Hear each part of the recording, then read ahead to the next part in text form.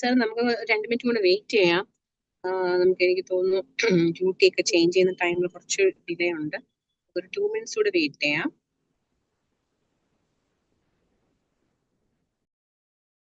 Okay madam, okay.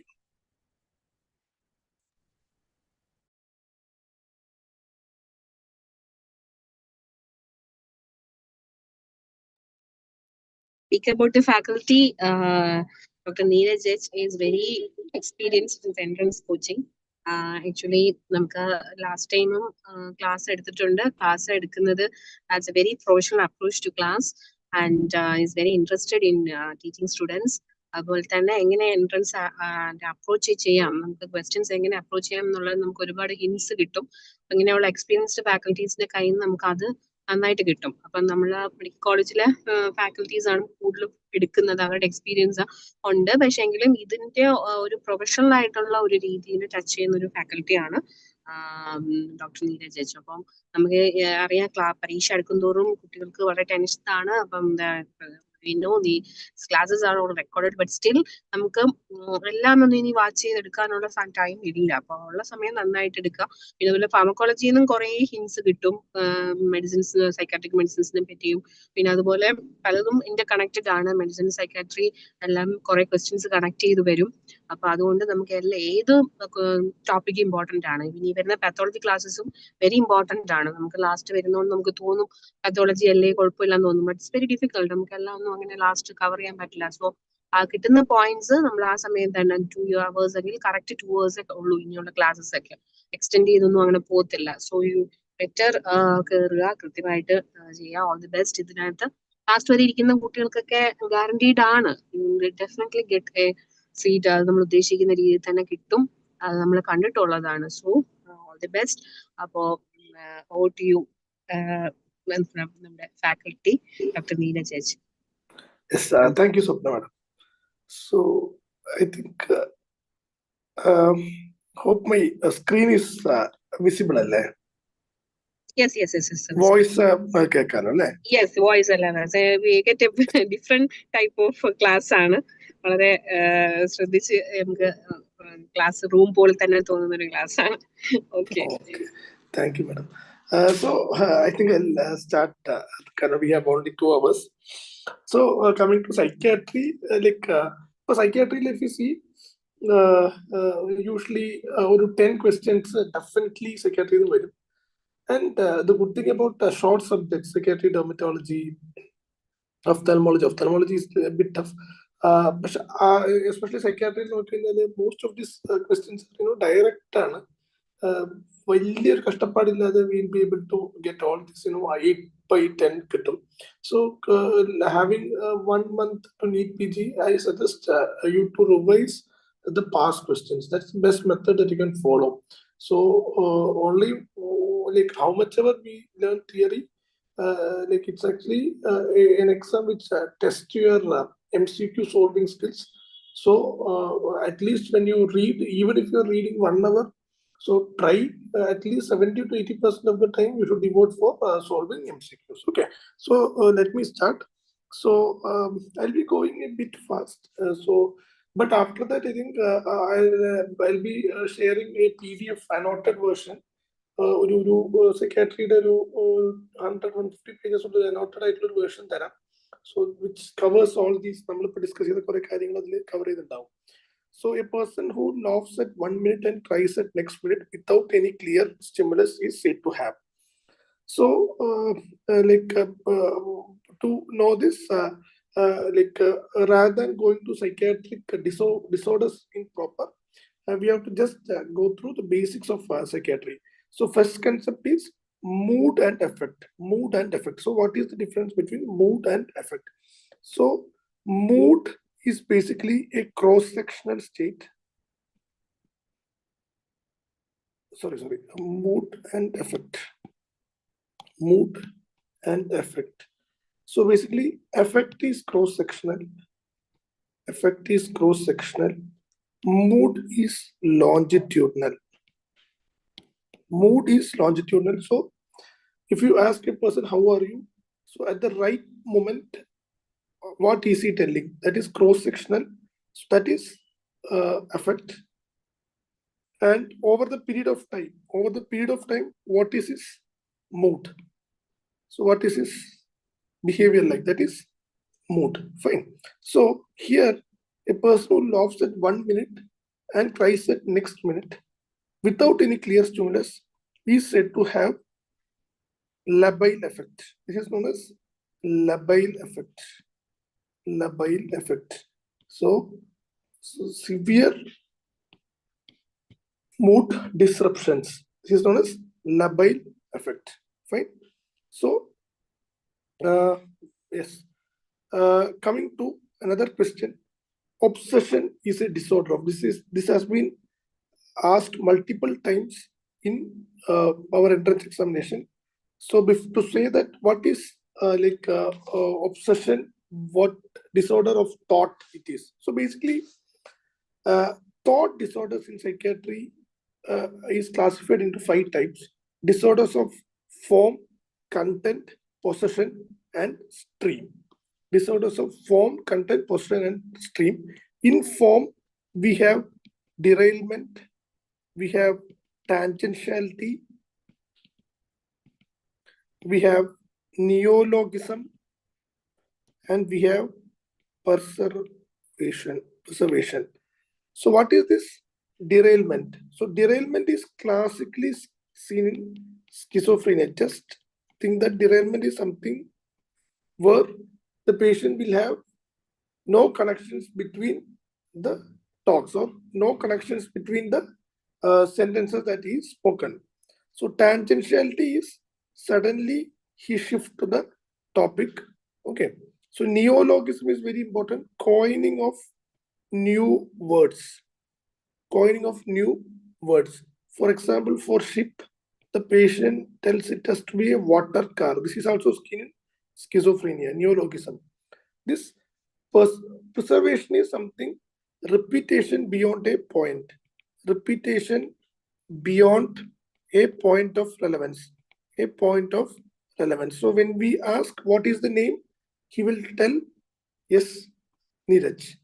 Then where he is from, again the answer is Neeraj. So repetition beyond a point of relevance. This is seen in catatonia. This preservation is seen in catatonia. Coming to disorders of content, one disorder which you should remember is delusions. Delusions. Okay. Okay, delusions. So what is delusion? So delusions are false, firm, and fixed belief. So usually seen in psychotic disorders like schizophrenia. Like schizophrenia. So very important, disorders of possession. So in disorders of possession, we have 3 thought phenomena. We have 3 thought phenomena. That is thought insertion, thought withdrawal, and thought echo. Thought echo. So this is 3. It is seen in schizophrenia. It is seen in schizophrenia. Thought insertion is somebody is trying to insert some thoughts. Withdrawal is somebody is trying to take out my thoughts. Thought echo is my own thoughts are echoing. This is in schizophrenia. Okay. Disorders of thought, possession. So there are possession. We have 3 3 thought phenomena, and very importantly, obsession. Obsession is a disorder of possession. Obsession is a disorder of possession. That is also important. Okay, it is very important. So coming to stream. So stream, we have flight of ideas. Flight of ideas is seen in mania. Flight of ideas is in mania. Prolixity, this is also a question. Prolixity is seen in hypomania. What is prolixity? Is lively embellishment of speech. Lively embellishment of speech. Right? And circumstantiality. And circumstantiality. Okay. So circumstantiality is, as you all know, when a person is speaking from A is the starting point and B is the end point, you might drift and finally reach the end point, circumstantiality. Right? So flight of ideas, suddenly like patient shift topics rapidly. Okay, that is one of flight of ideas. This is seen in mania. So, like obsession is a disorder of. That's what I'm telling. So it is a disorder of possession. Okay. So basically, which is actually a formal thought disorder. So formal thought disorder. So we have seen that derailment, obsession, in thought phenomena. Basically, we have thought insertion. So coming to another question, preservation is persistent and inappropriate repetition of the same. Persistent and inappropriate repetition of the same. Okay. So a boy experiencing low mood, decreased energy, not taking food for past 1 week. The MSc says MSc means mental status examination. Like physical examination, psychiatry, we have mental status examination. I lost my head. I am dead. Not taking food for past 1 week. My organs are rotten. The which delusion is seen? So types of delusion. So types of delusion is very, very important. Okay. So delusion of persecution means it is known as paranoia. So people will harm me. People will harm me. So delusion of reference means everything is centered around me. So when he is going out, he feels that everybody is looking around him. Everybody is trying to look at him. What is this delusion of grandiosity? So it can be power or it can be a role. So I feel that I've got a lot of money. So I feel that I'm the prime minister of this country. So this delusion of grandiosity is typically seen in mania. What is this nihilistic delusion? So nihilistic delusion is very important. Asked in your NEET exams. Nihilistic delusion is seen in depression. It is seen in depression. So basically, it denies the existence. So I feel that I'm dead. I feel that I'm dead. So my internal organs are rotten. My internal organs are rotten. This is the classical, this one. Okay. So infidelity, you all know, spouse is not faithful. Spouse is not faithful. And very importantly, this is seen in alcohol, alcoholics. And this term is morbid jealousy. Morbid jealousy. Morbid jealousy. Fine. So, there is something known as Cotard syndrome. This was actually one question. Cotard syndrome. So, Cotard syndrome means nihilistic delusion. Nihilistic delusion plus depression. Nihilistic delusion plus depression. This is known as Cotard syndrome. Nihilistic delusion plus depression. See, a boy experiencing low mood, depressed affect. Plus he sees that I lost my head, I am dead, my organs are rotten. So basically this is a nihilistic delusion. But this was the same question where both of it is there, Cotard syndrome and nihilistic delusion. So nihilistic delusion is already present. Plus he has depression.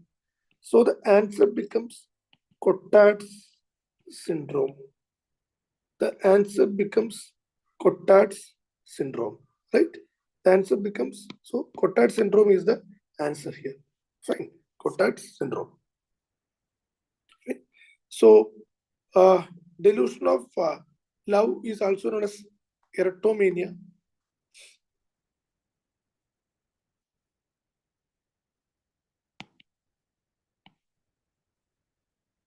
So usually they think that, a person of higher socioeconomic status is in love with them.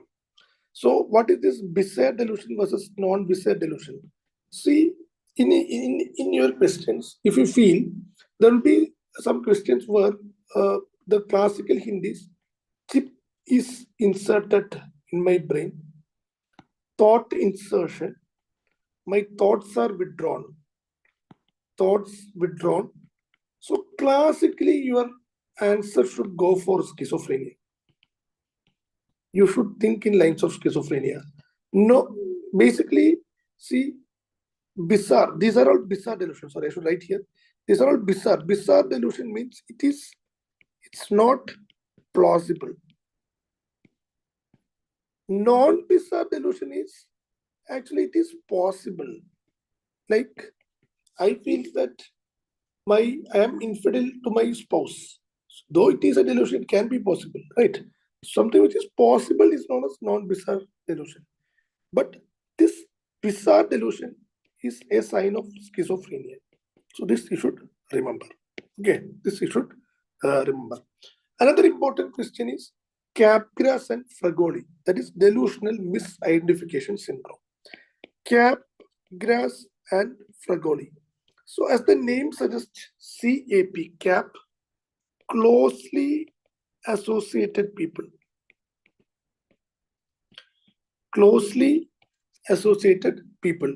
So what happens is that, see, patient feels that the closely associated people like mother, father, or somebody is now have taken the role of an unknown person and he is trying to harm.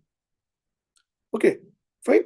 So basically, here again the persecutor stranger has replaced my family member to harm me. In Fragoli, what happens is that so basically goli means, just think it as gully, which means street. So a person walking in streets, you will see lot of unknown person, right? You will see lot of unknown person. So they feel that all this unknown person are the same. They are some relatives trying to harm. Okay. So persecutor or family member has taken disuse of stranger to harm me. This is known as Fragoli syndrome. Okay.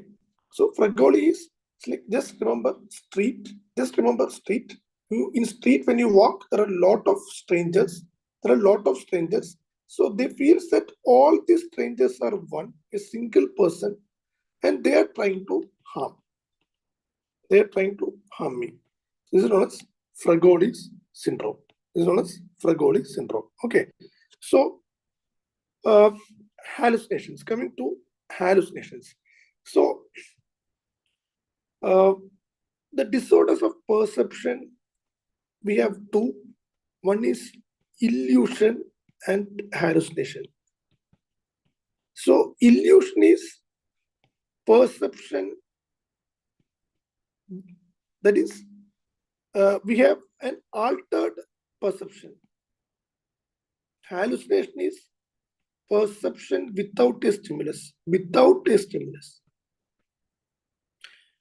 Illusion is a rope, you mistake it for a snake. So there is no rope, you feel that there is a snake, it is hallucination. Right? So basically, here this is altered or misinterpretation. There is a misinterpretation of a stimulus. The classical difference here is the stimulus is present here in illusion, but stimulus is absent in this hallucination, right? So auditory is the most common hallucination seen in schizophrenia. Visual is probably seen in organic disorders.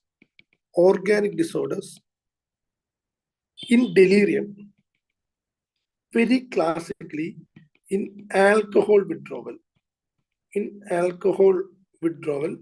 which is known as Lilliputian hallucinations. You feel that all the creatures around us are very, very small. Okay. So tactile hallucinations is classically seen in cocaine intoxication. Is known as cocaine bugs or formification. Okay. Olfactory and gustatory is seen in temporal lobe epilepsy.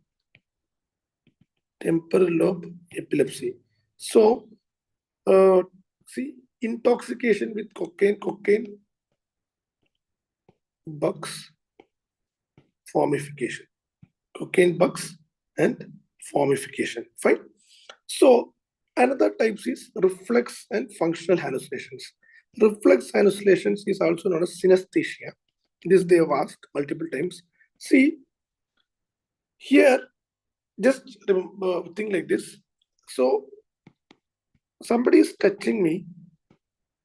I hear voice. I hear voices.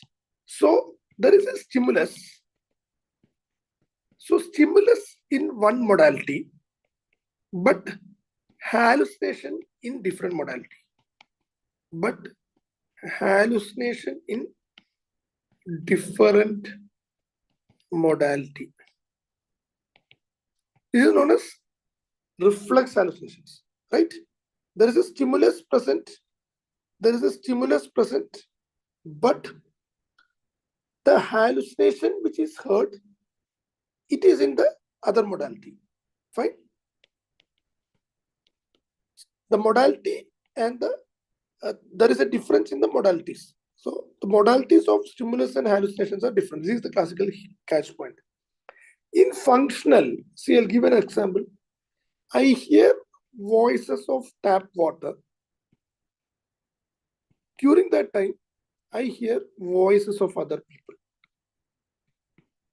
See, stimulus, the modality in both the stimulus and hallucination is the same.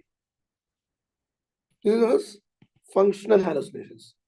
Reflex is the modality, the sensory modality is different. In stimulus and in the hallucination, the sensory modality is different. Fine? Right? So higher mental function. So this they've asked actually, that's why.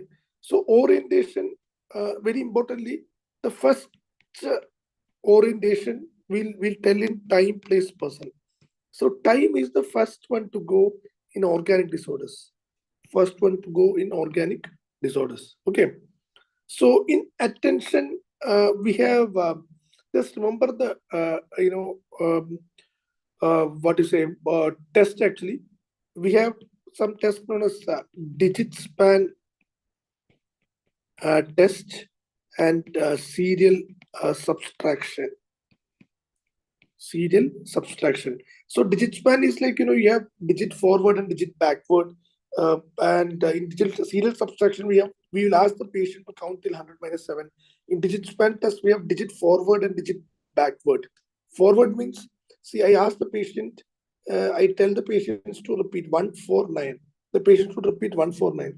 In digit backward, here, if I tell 149, he should repeat as 941. Okay. So this is digit forward and digit backward. So this is for both attention and concentration, right? Both attention and concentration. So yes, yeah, flex, yes, insight. Yes, this is very important. Insight. So insight, we have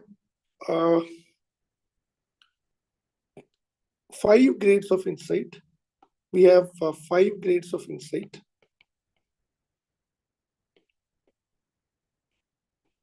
So basically, insight is awareness of being ill. Awareness of being ill. So first one is complete denial. Complete denial. That means that I feel that I doesn't have any illness. I'm completely okay. Second level is I have slight awareness. I feel that something bad is going around me. Third one is he has awareness, but he attributes to some external factors. I have depression because my parents have, I have stresses in my life. Intellectual insight means I accept that I have depression, but I'm not ready for a change. Emotional insight is the highest level. This was a question. Emotional insight is the highest level. So I know about my illness and I'm ready for a change. See, for example, I have hyperlipidemia. Okay. I know eating fried foods, I should change my lifestyle, but I'm not willing to change. This is intellectual insight. Emotional insight is, yes, I do have hyperlipidemia, so that I cut down my, lipids. I start working out. This is known as emotional insight, which is the highest level of insight, right? So there are some projective personality tests. So like if you see these kind of figures, so the like on psychiatry, like figures are very less in psychiatry. So only like two figures which they can give you is this about the projective personality test. So basically in projective personality test, what we do is we'll give this ambivalent pictures, and uh, what we'll do is we'll ask them to interpret. We'll ask them to interpret. So based on their interpretation, we'll try to tell their personality. Okay. So basically, this is a Rorschach's ink blot test. So this is known as Rorschach's ink blot test. So everybody interprets this ink blot. There are a lot of ink blot papers. Okay. So this is known as thematic apperception test. Apperception test. Thematic apperception test. So yes, correct. Thematic apperception. Here also there are cards. There are around 10 to 15 cards with different dialects, and we'll ask the patient to create a story. We'll ask the patient to create a story, right? So yes, so this is basically what you say from the symptoms or the basics of psychiatry. So now we'll go to disease proper. We'll go to disease proper. So in disease proper, one common question that is always asked is about catatonia. So basically in catatonia, you should like see, learning psychiatry is very smart. So with 2 hours, nobody's trying to say that you should become a psychiatrist, right? So this is something like, see, in psychiatry, the good thing is like there are very less questions which are very confusing. So if there is a question about catatonia, I can say that there is least chance that you will confuse with something else. So just 2 or 3 words, you will pick the answer as catatonia. And mostly they will ask what is the treatment for catatonia. That's it. And which condition catatonia is seen. So this is what they will ask. So a patient comes with voluntarily purposeless movements, negativism, mark these words, negativism, waxy flexibility. What is the most appropriate treatment? So negativism and waxy flexibility are the catchwords. Okay, negativism and waxy flexibility. See, catatonia, just remember like a candle. Just remember like a candle. Okay. So candle, like what is like candle like? So candle, if you fix, it will have for how many hours it will be straight, right? So it will be like it will keep us straight. So it's like something like where catatonia is. Catatonia, a person maintains the posture for so long, right? And second thing is wax. The flexibility is like a wax. So when you flex, after that, after a certain point, it breaks, right? Same thing. So the flexibility is like a wax. So waxy flexibility. So these are some words that you should remember. So waxy flexibility, stupor, posturing, rigidity, catalepsy, mannerism, echolalia, grimacing, ambitendency. See, there are 2 words which you should remember here. One is catalepsy and cataplexy. See, catalepsy and cataplexy. See, catalepsy is seen in catatonia. Cataplexy is seen in narcolepsy. This is sudden loss of tone. Sudden loss of tone. That's what. So if you remember this, you will not miss a patient with catatonia. You will not miss a patient with catatonia. So what is the treatment for catatonia? See, nothing. It is benzodiazepines. Just remember this. Benzodiazepines. See, benzodiazepines. So you give IV lorazepam. IV lorazepam. See, please note this. This is very, very important. IV lorazepam. Benzodiazepines is the treatment of choice for catatonia, and the best lorazepam that is given is IV lorazepam. So the good thing is like the treatment is melt like wax. So when we give treatment, there will be abrupt improvement. There will be abrupt improvement in catatonia. There will be abrupt improvement in catatonia, right? So coming to schizophrenia. So catatonia is one symptom or one type of schizophrenia, but like catatonia is also seen in mood disorders. Okay, but for your understanding, like think catatonia as schizophrenia. Fine. So see, schizophrenia is basically a psychotic illness. Schizophrenia in psychiatry, we have two types, right? Two types where psychiatric disorders are classified into basically psychotic and neurotic disorders, right? Psychotic and neurotic disorders. So basically, any psychotic disorders will have delusions and hallucinations. Any psychotic will have delusions and hallucinations, basically, like schizophrenia. The prototype psychotic illness is schizophrenia. But in neurotic illness, we will not have delusions and hallucinations. And more importantly, insight will be present in a neurotic disorder. Insight will be present. But in schizophrenia, insight will be absent. Insight will be completely absent in schizophrenia. See, in psychotic disorders will have difficulty in reality touch. So as they have these delusions and hallucination, context or the reality touch will be absent. But this neurotic people will have. So neurotic, the most common examples are anxiety disorders and depressive disorders. These are all neurotic disorders. But the psychotic disorders are like prototype is schizophrenia. So see, in schizophrenia, there are like some questions, as I told, the symptoms are delusions, hallucinations, disorganized speech, catatonic or disorganized behavior, and negative symptoms. So schizophrenia will have two sets of symptoms. One is positive symptoms. One is negative symptoms. So negative symptoms are all A symptoms, that is alogia, amotivation, apathy.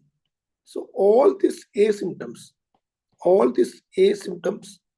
are negative symptoms, and positive symptoms are something which is added, that is hallucinations and delusions. Hallucinations and delusions. Okay, so there are like the types of schizophrenia. We have catatonic, paranoid, hebephrenic, and simple. I think questions are not going to come. Questions are going to come actually in these two slides. So this is very important. So prevalence of schizophrenia. So this is actually very crucial by heart. See, in general population, it is 1%. So if my sibling is having schizophrenia, what is the risk that I'll have? If it is a non-twin sibling, it is 8%. When one parent is schizophrenic, there is 12% chance that my the next lineage will have schizophrenia. If it is dizygotic twins, it is 12%. If both parents are schizophrenic, it is around 40%, and monozygotic is 47%. So this you should remember. Okay. So another important question is, so here in types of schizophrenia, they have asked actually this one. Paranoid is the most common type actually. This you can remember. And there are two types of schizophrenia. Another type, one is von Gogh schizophrenia. So these are all old questions. So schizophrenia with self-mutilation, and Froff's schizophrenia were schizophrenia with mental retardation.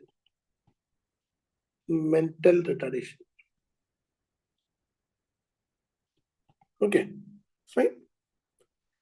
So recently, like I think they have asked some 3 years back, they have asked this a couple planning for pregnancy, but they are worried as one of them like is having schizophrenia. So what is the chance that their lineage will have schizophrenia? This is one parent is having schizophrenia. This was the answer. So this is very, very important. So prognostic factors in schizophrenia. So how will we prognosticate good or bad prognosis? See, just remember, two patients. So a 16-year-old boy or an 18-year-old boy coming with schizophrenia. That is very early onset. Boy, very early onset. Okay. And they tells that, doctor, the changes have been noticed since, say, 18 years of age. And now at the age of, say, 21, it is been very rapidly progressing. So basically, it starts from the age of 16 and it's slow and insidiously it is progressing. So this slow and insidious will have a bad prognosis. Okay, slow and insidious will have bad prognosis. And see here, a female coming at 45 years, sudden death of husband, sudden death of husband. So there is actually a precipitating factor. There is a precipitating factors. Acute, female, late onset. See, sudden death of husband, there is a psychotic breakdown. There is a psychotic episode.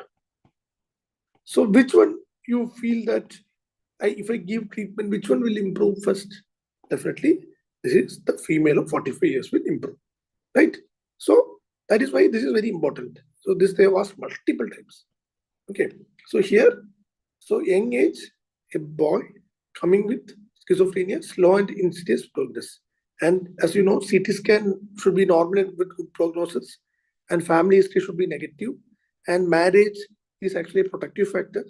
And yes, this is very important. See, this delusions and hallucinations is actually a good prognostic factor because I have medications. I have treatment for positive symptoms, that is delusions and hallucinations. But the patient is, if they have negative symptoms, that is, I told, no, what are the negative symptoms? A symptoms, apathy, alogia. So there is actually very difficulty in having treatment. So that is poor prognosis. Unmarried with family history positive and history of suicide. Okay, history of suicide. So this just try to remember this with these two cases. So I think this is now clear, right? Okay. So I think they will ask multiple permutations and combination with this actually. So coming to treatment of schizophrenia. So treatment of schizophrenia, first thing that you have to remember is the for criteria. So for criteria to say schizophrenia, this they have asked. So if it is based on ICD, it is 1 month, and if it is DSM, it is 6 months. So just remember, don't remember DSM and ICD. Just remember these symptoms should last for 6 months. So for your purpose, this symptom should last for 6 months. Okay, 6 months. Fine. So what is the treatment for schizophrenia? So the drug of choice for schizophrenia is atypical antipsychotics. Atypical antipsychotic. That is second generation antipsychotic. Atypical means second generation antipsychotic. So basically, what are the symptoms of, what are the examples of second generation antipsychotics? Risperidone, olanzapine, amisulpride. Okay, so there was a question. So initially, when you start treatment, I'll give a second generation antipsychotics. I wait for around 6 weeks. Poor response. Second attempt, I can again give I'll go for first generation antipsychotics, for old antipsychotic, first generation antipsychotic, or I can try with a different second generation antipsychotic.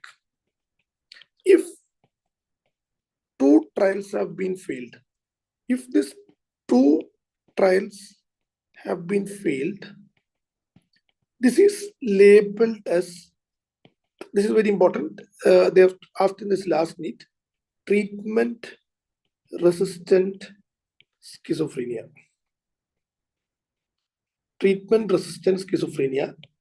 The NEET question was treatment of choice of treatment resistant schizophrenia is clozapine.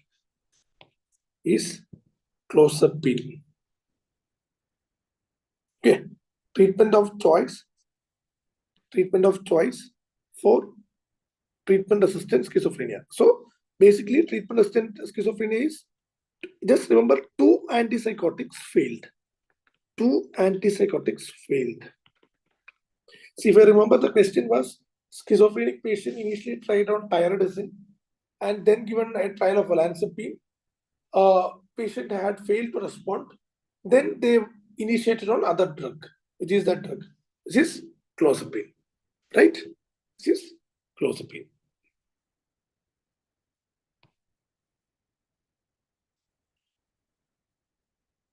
So if you have time, what we'll do is I'll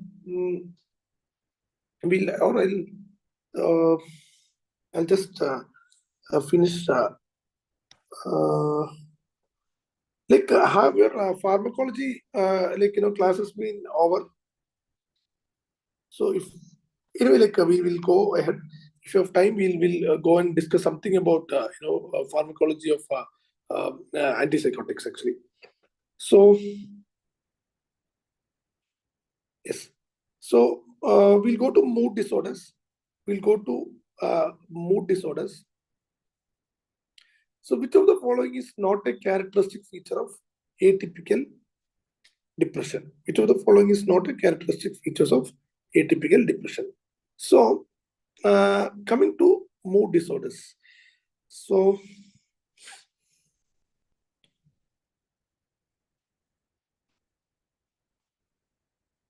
mood disorders, see, if I see if this is the normal mood,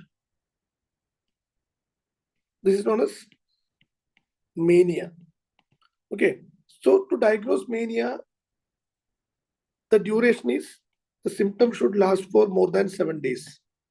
To diagnose hypomania, the symptom should last for at least 4 days. And to diagnose depression, anybody, the symptom should last for 14 days, 2 weeks. Okay, 14 days. So what is bipolar disorder is something, he'll have repeated episodes of mania and depression. Mania with depression is bipolar 1. Bipolar 1. What is bipolar 2? Hypomania with depression. Hypomania with depression is, hypomania plus depression is bipolar 2. Fine.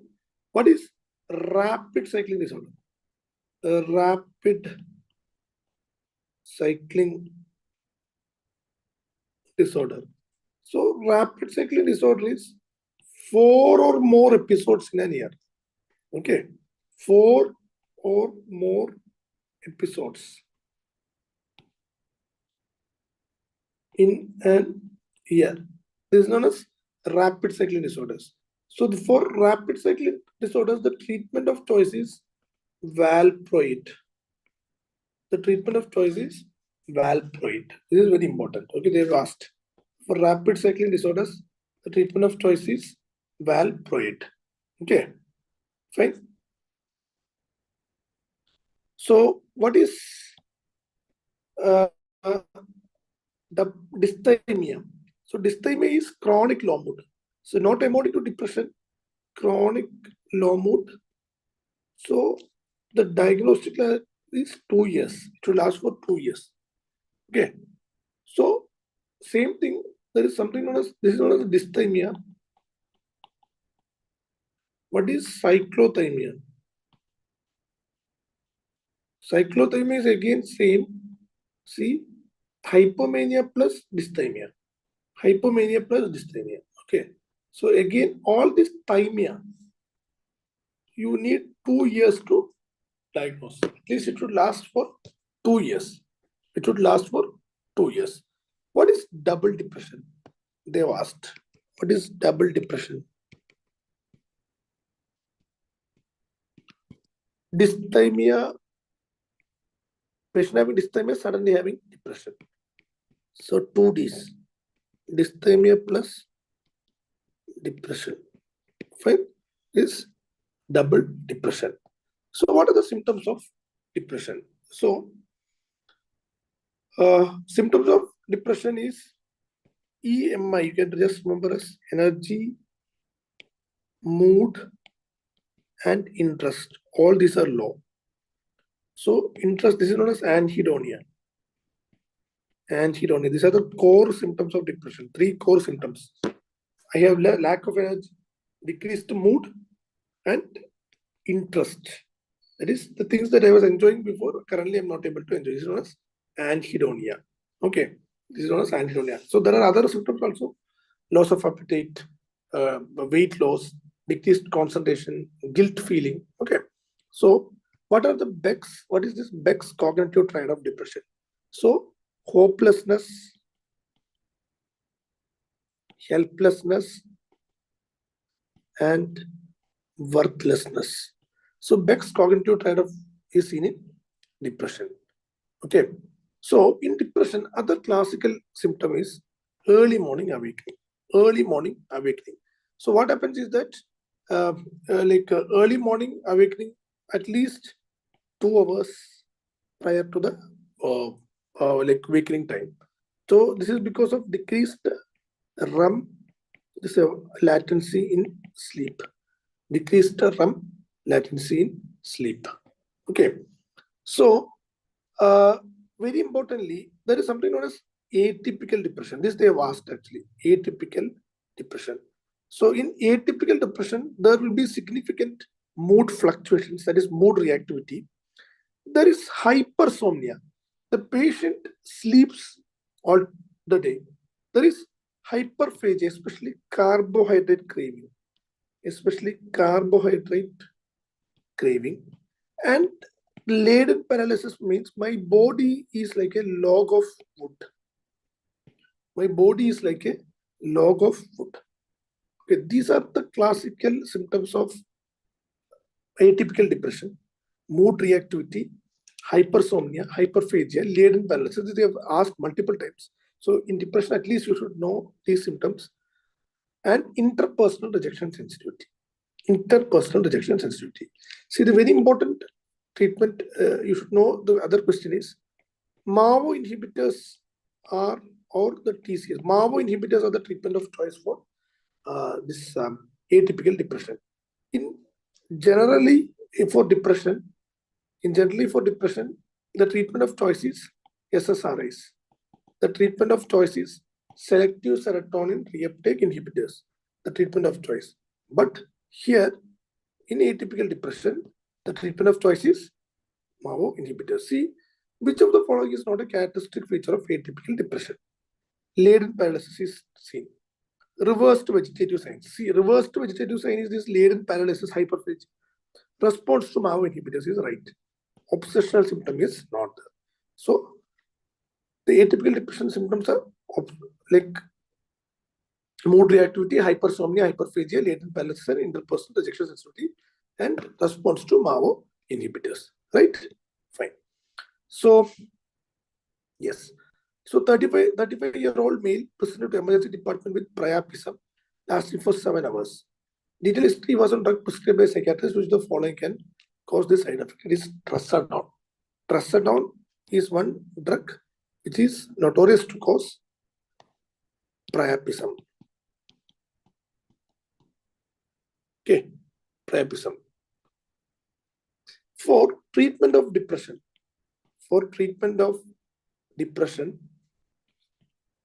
SSRIs are the treatment of choice. SSRIs are the treatment of choice. See, in drug of choice, if you see in all neurotic disorders, drug of choice for all neurotic disorders, see, it is SSRIs. Okay, it is SSRIs. So depression, anxiety, eating disorders,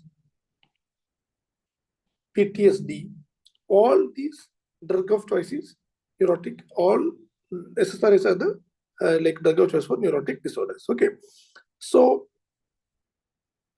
a 27-year-old man with complaints of persistent low mood, easy fatigability, feelings of guilt, disturbed sleep. This is depression.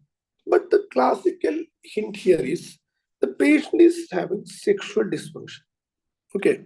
See, patient is having sexual dysfunction. See, the important thing is most common side effect of SSRIs is nausea and vomiting. But most common long-term side effect of SSRIs is sexual side effects.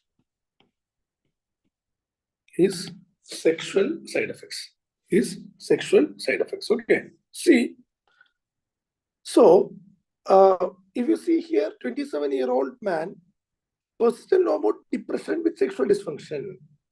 So this paroxetine is an SSRI. Desvenlafaxine is similar to an SSRI, which is SNRI. See, bupropion is the treatment of choice. So bupropion is an NDRI. It's an NDRI, that is norepinephrine dopamine reuptake inhibitor. Norepinephrine dopamine reuptake inhibitor. So basically, this is the drug of choice in patients depression with sexual disorder.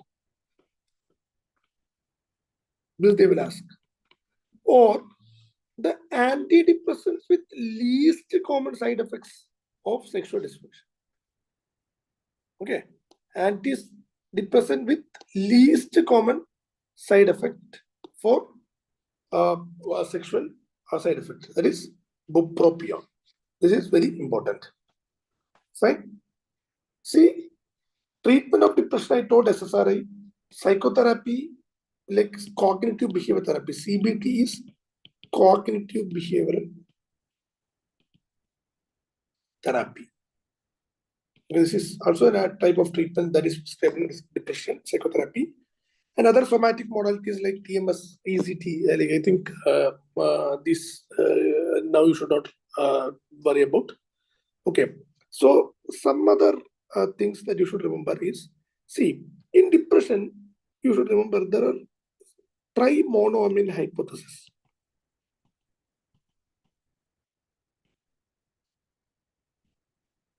What are the three monoamines? See, dopamine, serotonin, and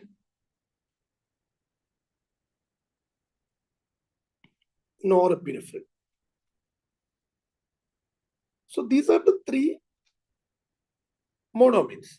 So in depression, all these three monoamines are decreased. All these three monoamines are decreased in depression. That is why that is a hypothesis, tri-monoamine hypothesis.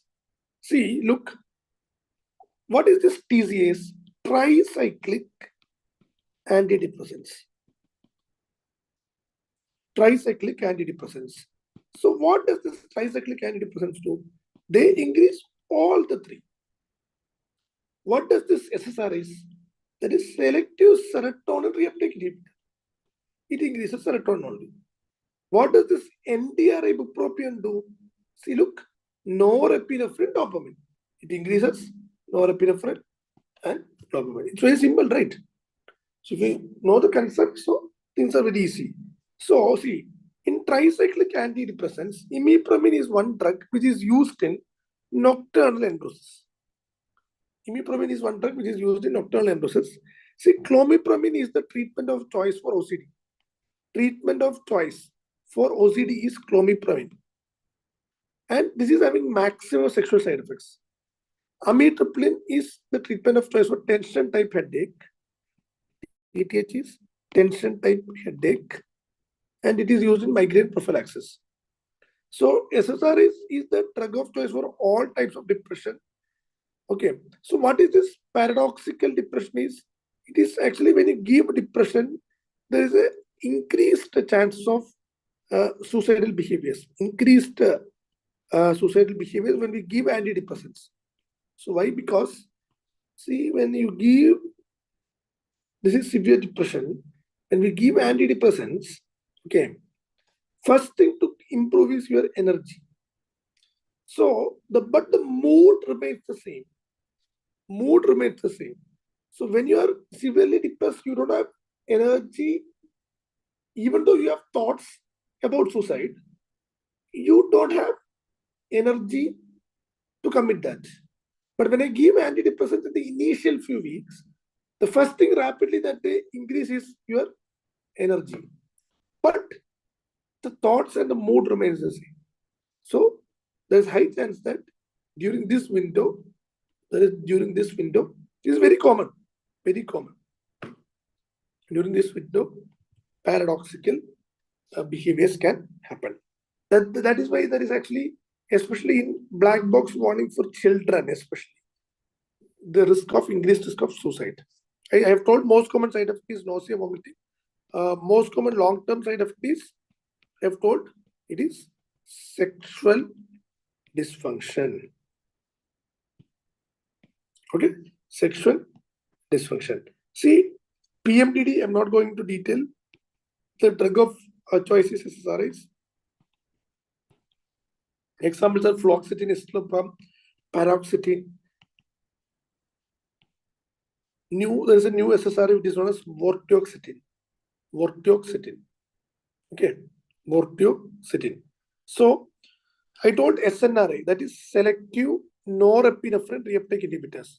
Selective norepinephrine reuptake inhibitor.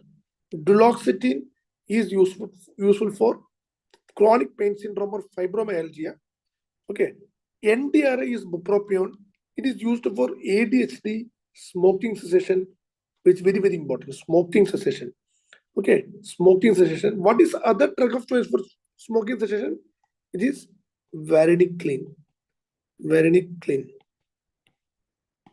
So this is basically an alpha 4 beta 2 nicotinic partial agonist.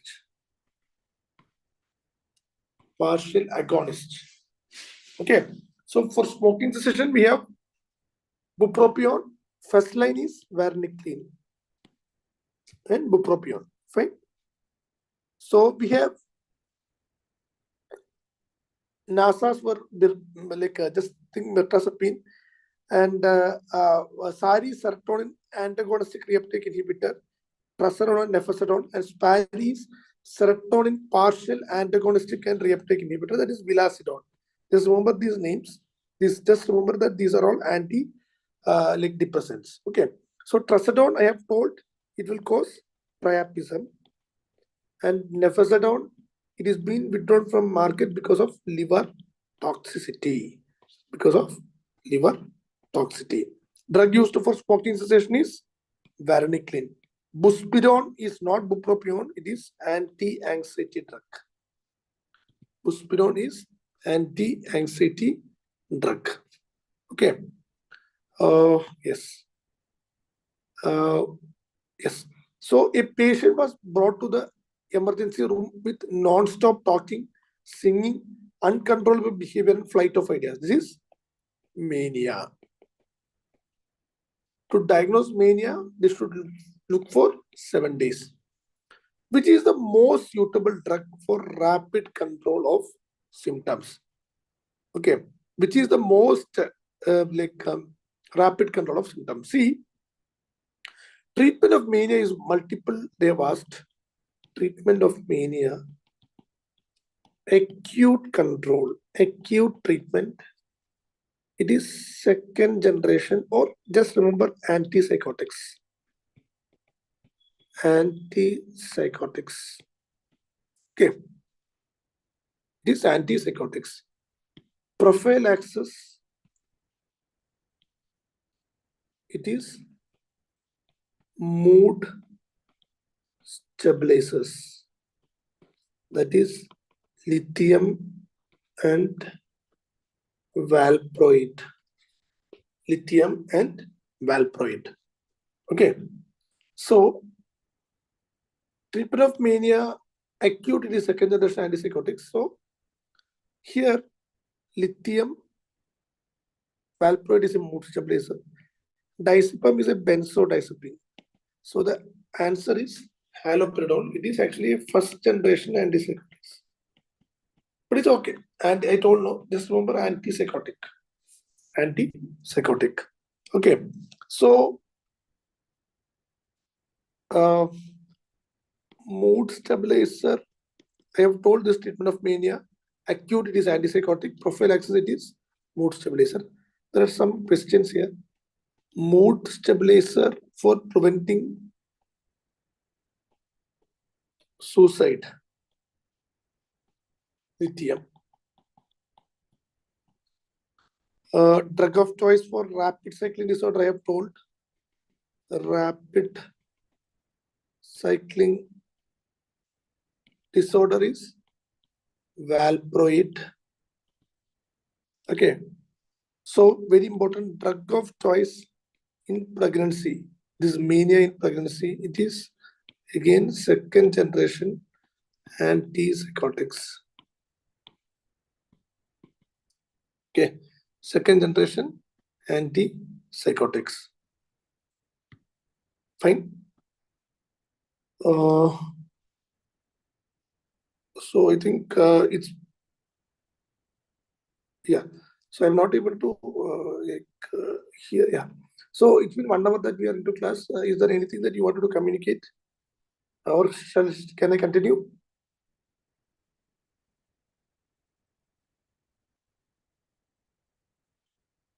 Again, I'll give 2 minutes. You can put anything in chat or no.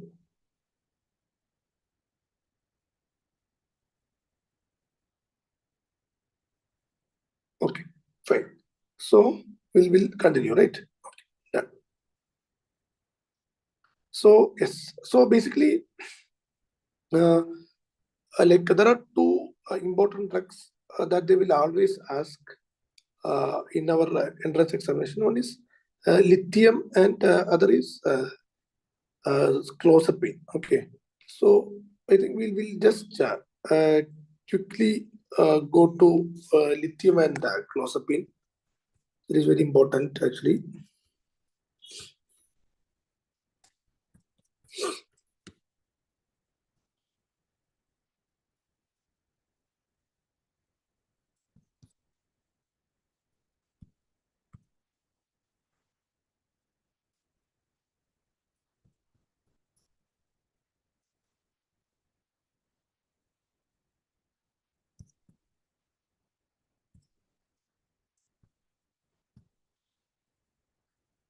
Yes.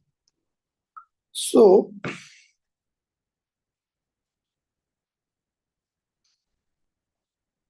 yes. So see, like there are two in antipsychotics. See, in antipsychotics, there are two concepts. One is like there are two, when we classify, we have first generation and second generation. See, if you see, the first generation and second generation is being like classified by dopamine by 5-HT2A blockade. Okay, dopamine by 5-HT2A blockade. So in first generation antipsychotics, this dopamine blockade is very high. This first generation dopamine blockade is very high. So that is why it is known as typical antipsychotics. But the issue here is when dopamine is blocked, there will be maximum chance of extrapyramidal side effects. Extrapyramidal side effects. But in this second generation antipsychotics, serotonergic action is more rather than dopamine blockade. So what happens is that we have less dopamine blockade. We have less dopamine blockade Thus, what happens? Side effects are very less. Thus, side effects are very less. But the issue is when they block the serotonergic, okay, 5-HT2, especially 5-HT2C, 5-HT2C. This is very important. They have asked the chances that development of metabolic syndrome is very high. Development of metabolic syndrome is very high, right? So first generation is basically haloperidol, just remember, and other all are mostly whatever you see in your practice is second generation. That is atypical. So typical is first generation haloperidol, chlorpromazine, prochlorpromazine, trifluoperacin, pimosate, loxapine, molindol. See, I told haloperidol is the one with maximum EPS, and chlorpromazine can cause vortex keratopathy and cholestatic jaundice. Vortex keratopathy and cholestatic jaundice, right? See, second generation, I have told, clozapine is the drug of choice for treatment-resistant schizophrenia. Treatment-resistant schizophrenia. And please note, this clozapine, that is the pine groups, clozapine, olanzapine, maximum metabolic side effects are with pine groups. Pine groups have maximum metabolic side effects. But the drug with notoriously known for side effects or notoriously known for metabolic side effects is clozapine. See, clozapine and olanzapine both have metabolic side effects, but clozapine is more known to cause metabolic side effects. Ciprasidone is one antipsychotic which is weight neutral, and they will have QTC prolongation. Okay. See, aripiprazole is one drug, A for akathisia. There is high chance that it might cause akathisia. Aripiprazole can cause akathisia. Okay, so basically, aripiprazole has a D2, don't remember this. Just remember that akathisia means inner sense of restlessness. Inner sense of restlessness. Quetiapine is known to cause cataract and QTC prolongation. Cataract and QTC prolongation. Remember this, quetiapine for Q for key. Quetiapine is known to cause QTC prolongation. Okay, so when I told this dopamine blockade, what happens is that there will be prolactin release also, right? So in tubulo-infundibular pathway gets blocked and there is be hyperprolactinemia. So amisulpride is known to cause maximum hyperprolactinemia. See, this is one new drug, pimavanserin. This is approved for Parkinson's disease psychosis. Parkinson's disease psychosis. Longest acting antipsychotic is penfluridone. These are all one-liners which they have asked multiple times. Okay, so pimavanserin is actually is actually an atypical antipsychotic. Okay, so basically it is serotonergic, that is 5-HT2A inverse agonist and antagonistic. Sometimes you will ask this 5-HT2A inverse agonist and antagonist. Okay, fine. So yes, coming to clozapine, we'll go for clozapine. That is very important. Yes. So clozapine, the importance of clozapine is it is the first second generation antipsychotics. So this is used for treatment-resistant schizophrenia. I have told, right? Treatment-resistant schizophrenia. Treatment-resistant schizophrenia. And it is having an anti-suicidal, like lithium. Lithium is the most anti-suicidal. It is having an anti-suicidal property also. So it is also used in psychosis in Parkinsonian patients, but the new drug is pimavanserin. See, very, very important. The most common side effect of clozapine is again metabolic, but the dreaded side effect is agranulocytosis. Agranulocytosis.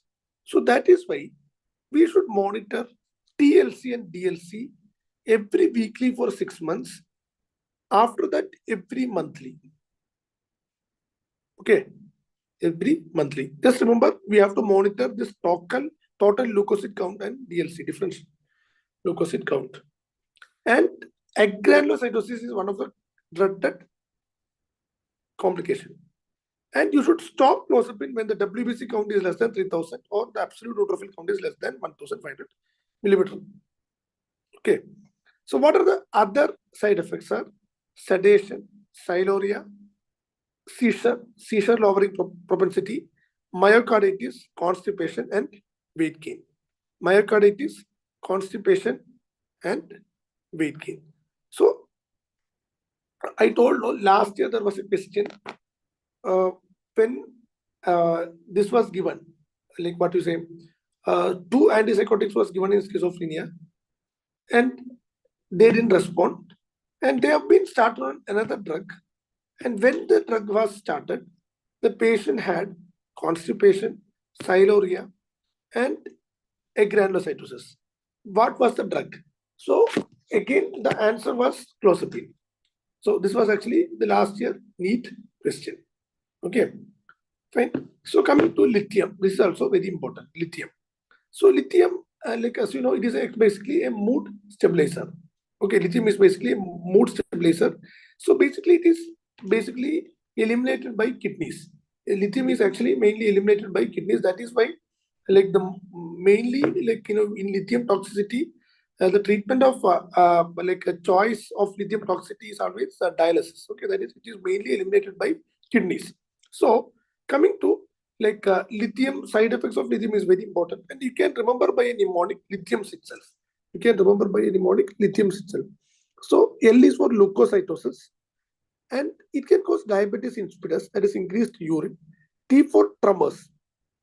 So the fine tremors are a side effects, but the coarse tremors are toxicity basically, and it can cause hypothyroidism, and it have interactions with NSAIDs, diuretics, and ACE inhibitors. And upset stomach for you, and M for Epstein's anomaly. This is very important. Epstein's anomaly. Okay. And S is skin reaction, that is, it can cause acne. Fine, can cause acne. So, see, lithium, the important is about therapeutic drug monitoring. Okay. See, lithium, the important is therapeutic drug monitoring. See, any drug, when you have narrow therapeutic index, we should monitor their levels. Okay. So the first question is, when you give lithium, when should I test the lithium levels? When should I test the lithium levels? Very importantly, it is after 5 days of initiating lithium. 5 days of initiating lithium. Why it is 5 days? For any drug to reach steady state plasma concentration, it is 5 half-life. It is 5 half-life. For lithium, the half-life is approximately 24 hours. 5 into 24, that is 5 days. So when I give day 1, 2, 3, 4, see, 5th day, it reaches the steady state. So if I test at the 2nd or 3rd day, I'll be able to get this concentration only. So to know the lithium levels, to know whether my treatment is effective, my dose is clear, I should test the lithium on day 5 after initiating. This is very, very, very important. Day 5 after initiating. So that is why therapeutic drug monitoring should be done after 5th day. Right? Very, very important. For lithium to act, this therapeutic drug level should be between 0.6 to 1.2. 0.6 to 1.2. This is very, very, very important. Okay. 0.6 to 1.2. So the lithium level should be within this level. This should be within this level for action. If it crosses more than 1.2, symptoms of toxicity starts. And if it is more than 2, we should do dialysis, and more than 4, there is high chance for death. Fine. And what are the symptoms of lithium toxicity? As I told, GI toxicity, nausea, vomiting, and neurological. That is very, very importantly, increased deep tendon reflex and ataxia. Increased deep tendon reflex and ataxia. So what is the treatment? Is basically you hydrate, stop lithium, and if it goes more than 2, go for dialysis, right? And like you have anti-suicidal property in lithium. Okay, so these are the 2 very, very important drugs in psychiatry which you should definitely know, right? So coming to another question. So a medical female student presented with repeated episodes characterized by breathlessness, sweating, hyperventilation, and impending heart attack. Multiple episodes in a day in the last 6 months. All the investigations didn't reveal any obvious abnormality. What is the likely diagnosis? See, basically, it is actually a panic disorder. So, what is actually like what are the anxiety disorders? See, basically, you have anxiety disorders. Basically, there are different types. You should know about panic, phobia, and generalized anxiety disorders. So, what is this panic disorder? See, panic disorder is the impending doom. The classical word is sudden feeling of impending doom, palpitations, ghabrahat. That is a Hindi word which means that I'm going to die, or ghabrahat, impending doom. So panic symptoms usually happens without a trigger. Panic symptoms usually happens, this hyperarousal symptoms usually happens without a trigger. Phobia happens with a trigger. Okay, it can be anything, any insects or anything. Phobia happens with a trigger. Generalized anxiety is free floating anxiety. It is free floating anxiety, that is from morning to night for all day-to-day activities. I do have anxiety. This is generalized anxiety disorder. Okay, this is generalized anxiety disorder. So a feeling of detachment from own body and sense of unreality. These are actually like some classical terms that is seen in anxiety disorder. One is depersonalization and derealization. So in MCQs, you always look for as if phenomenon.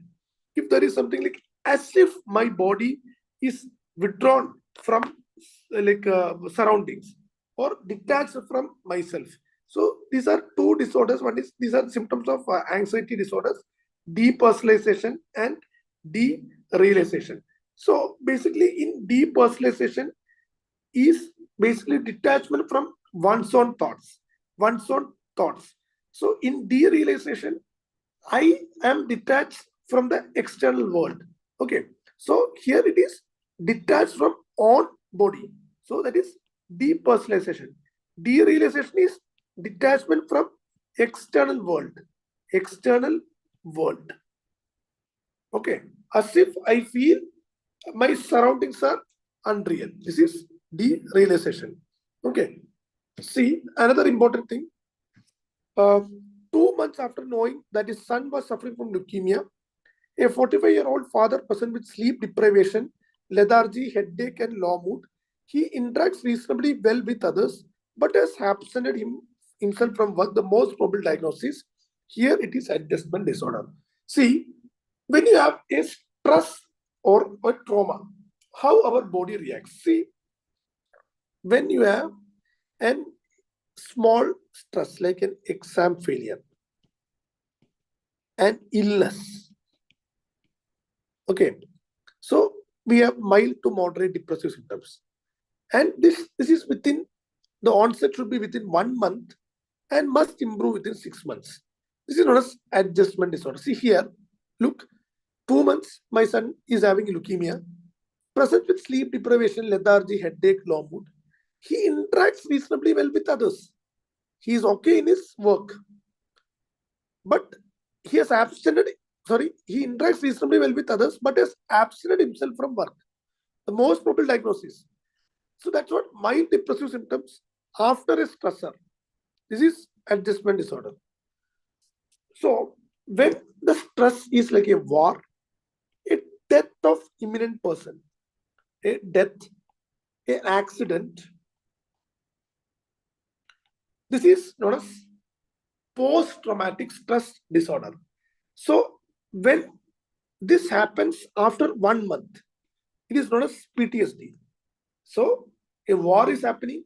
So after 1 month, I am having symptoms. This is known as PTSD. I'm having a war, and from tomorrow itself, I'm having a stress.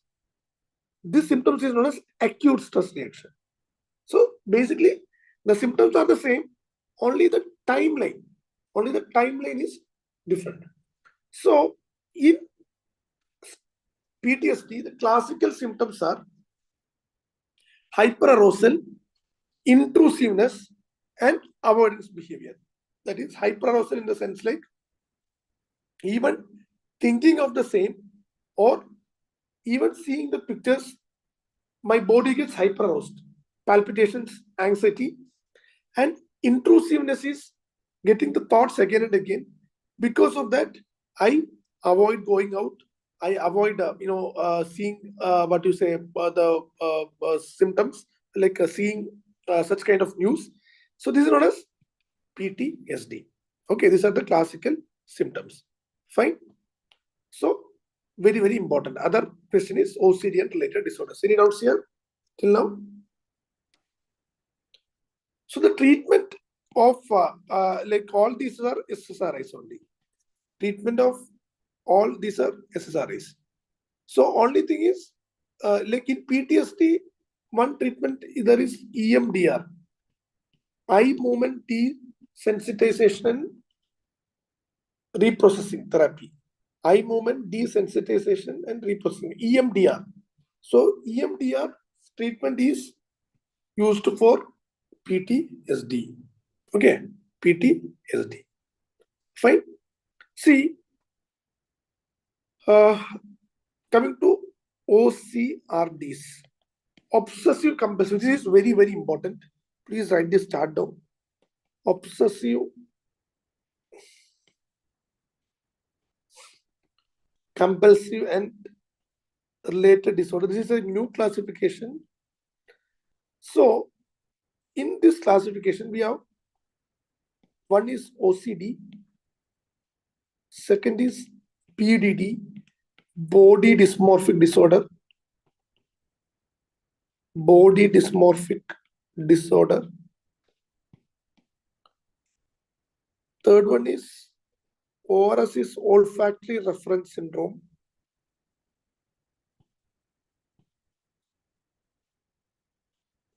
Fourth one is hypochondriasis. Fifth one is trichotillomania. Sixth one is skin picking disorder. And seventh one is hoarding disorder. Hoarding disorder is collecting things of no significance. Trichotillomania is, intense urge to pull hair. Hypochondriasis is the feeling that I'm having an illness. So, which of the following is not a part of obsessive compulsive related disorders?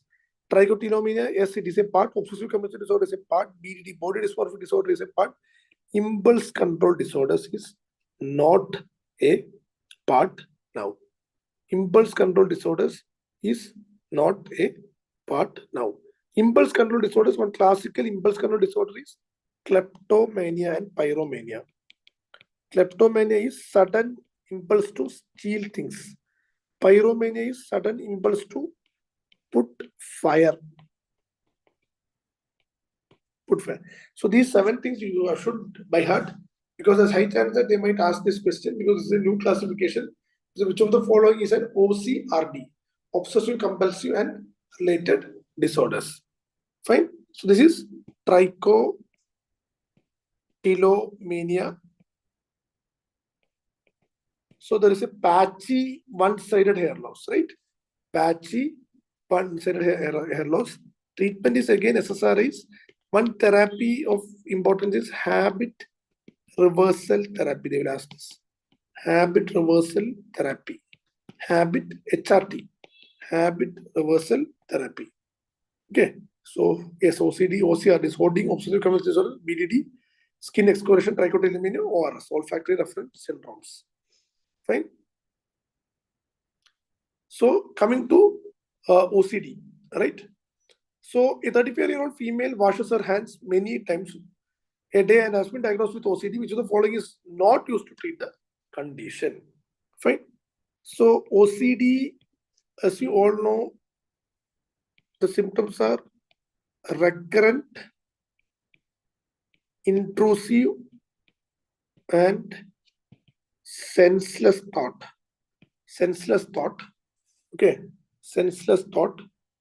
So we have, this is obsessions, definition of obsessions, and compulsion is, these are motor actions.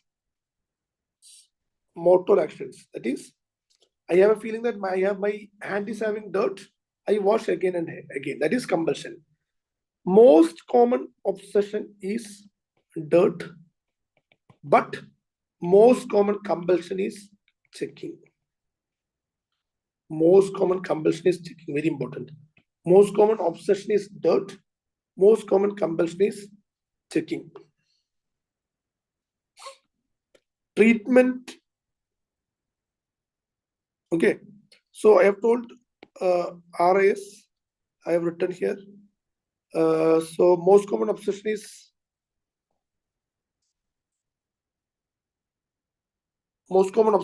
dirt, and most common compulsion is checking. Okay. So treatment is, drug of choice is SSRIs, and the treatment is, see, the drug of choice is SSRIs. In SSRIs, FCR treatment regimen, FCR. Fluoxamine is the drug of choice. This is an SSRI. Clomipramine is the most effective treatment. Clomipramine is the maximum effective treatment. And risperidone is used as treatment resistant or in augmenting. Okay, this is very important. So this is very important. Psychotherapy for OCD is ERP, exposure and response prevention. Exposure and response prevention. So answer this question. See, which of the following is not used? Clomipramine, FC, remember FCR, fluoxamine, clomipramine, and risperidone is used. See, we have clomipramine, risperidone is used. So these are not the answers. See, sertraline is basically an SSRI. So SSRIs can be used, right? So carbamazepine is not used in the treatment of OCD. Okay, remember OCD is FCR. Please remember this. This is very important. At least you should remember this, because they will ask always about treatment. FCR, fluoxamine, clomipramine, and risperidone. Okay. Fine. So next question. A non-diabetic, non-hypertensive patient has some extra beats in pulse. Doctor informed that it is it is benign and no intervention is required. But patient is worried that it is a serious cardiac disorder and still going for repeated investigations and going from doctor to doctor. This is a type of. Okay. See, in bodily distress disorder and somatic symptom disorder, we have three types. Somatization disorder, that is, we have multiple somatic symptoms. And the patient usually asks for symptom relief.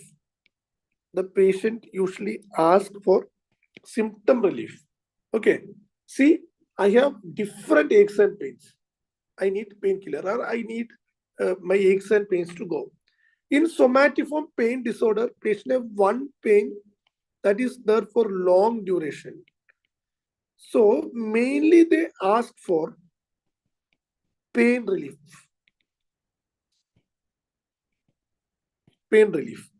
This is very important. Hypochondriasis. Hypochondriasis, there is a perception of having a serious illness. So I have a headache. I confirm that it is a brain tumor. See, doctor, I need an MRI to confirm diagnosis. This is the clinching part. So they will not ask for headache relief. See, doctor, I am having a headache and I feel that it's not I feel that I am having a brain tumor. So I want an MRI to confirm my diagnosis. See, that's why here patient is worried that it is a serious cardiac disorder and still going for repeated investigation and going from doctor to doctor. Okay. So this is hypochondriasis. Right? This is hypochondriasis. Okay. This is hypochondriasis. So diagnosis confirmation is hypochondriasis. See, all this feels like what you say, doctor shopping. All this feels like doctor shopping. Okay. But hypochondriasis is the one which has patient goes for confirming the diagnosis. Fine. 30-year-old lady presented to physician with complaints of hematuria. On evaluation, RBCs were found in urine, but no cause was found. On further inquiry, it was found that she has gone to many doctors with the same complaints and would demand inpatient care. She would prick her finger and mix blood in urine sample. Her diagnosis is, again, very important. See, if the symptom, see, I'm having a headache. I'm having a headache. I'm producing it unconsciously. That is, my symptom production is unconsciously. So this is somatoform disorder. Okay, somatoform disorder. See, I'm having different aches and pain. So that is, I'm having aches and pain. So these are all somatoform disorder where ende aches and pains njan produce cheyalla. That is there. That is unconsciously it is there. Right? But when a symptom production, either njan producing the symptoms, when it is conscious and intentional, when it is conscious and intentional, and I have a goal that I wanted to get a leave from workplace tomorrow.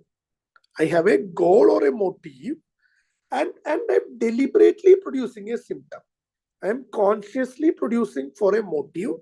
This is known as malingering. Very, very important. For malingering, it should be conscious and motive. There should be an underlying motivation. But I am consciously fabricating symptoms, but without goal or motive. It is known as factitious disorder. It is known as factitious disorder. It is known as factitious disorder. Okay. So here, see, she is pricking her finger, mixing blood in the urine. Her diagnosis here is factitious disorder. If she is telling inpatient care for a motive, the motive can be anything. Say it can be off from workplace, or from something else, it will be malingering. But if there are no motive, there is no motive here, but it is conscious. So the answer is factitious illness. So the answer is factitious illness. Fine? Yes. So there are 2 to 3 terms here which have been asked. So there is something known as pseudologia fantastica. So that is also known as Munchausen syndrome. Okay. So that is the patient will have repeated visits, and they will have sometimes grid-iron abdomen. That is, grid-iron abdomen means multiple surgeries for no reason. Grid-iron abdomen, or it is also known as fat file syndrome. Fat file syndrome. Okay. Pseudologia fantastica.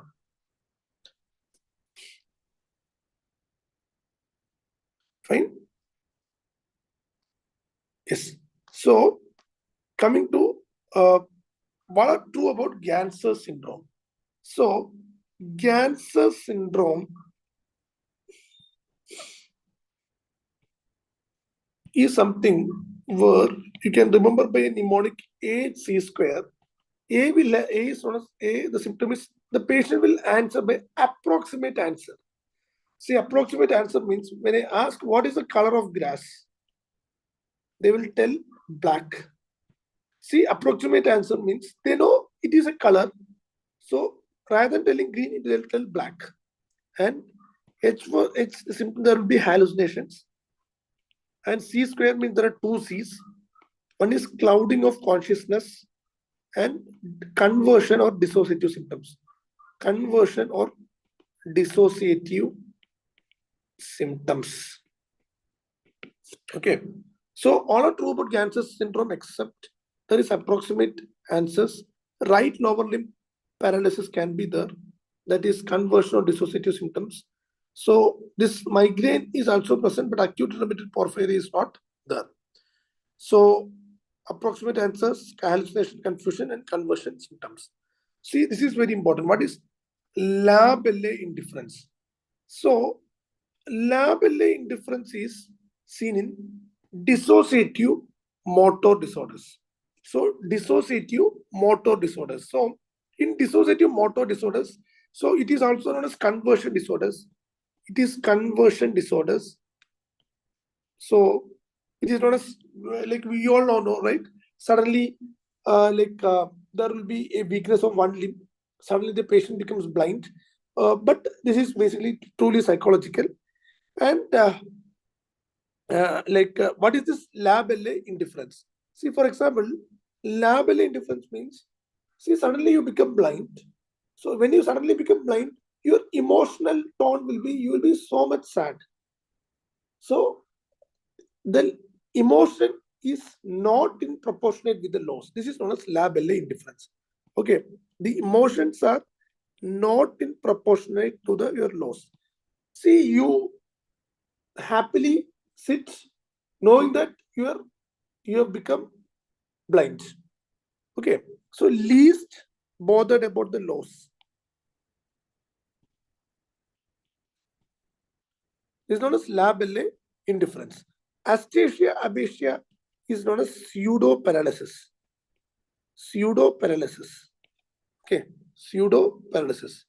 So what are the difference between this pseudo seizure and true seizures? See, in true seizure, there will be in-phase movements. So pseudo seizure will be out of phase movements. So in true seizure, there will be injury, tongue bite, incontinence. So less likely that there will be injury, incontinence, and tongue bite will be there. This true seizure can occur in sleep, but pseudo seizure never in sleep. This true seizure can occur irrespective whether you are alone or in crowd, because this pseudo seizure will always occur when you are in a crowd. Okay, so there are three gains which you should know. Primary gain is something which is known as internal psychological motivation. That is, for example, I was a student. A student who have been always mistreated by teachers. So he feels very anxious when he goes to school.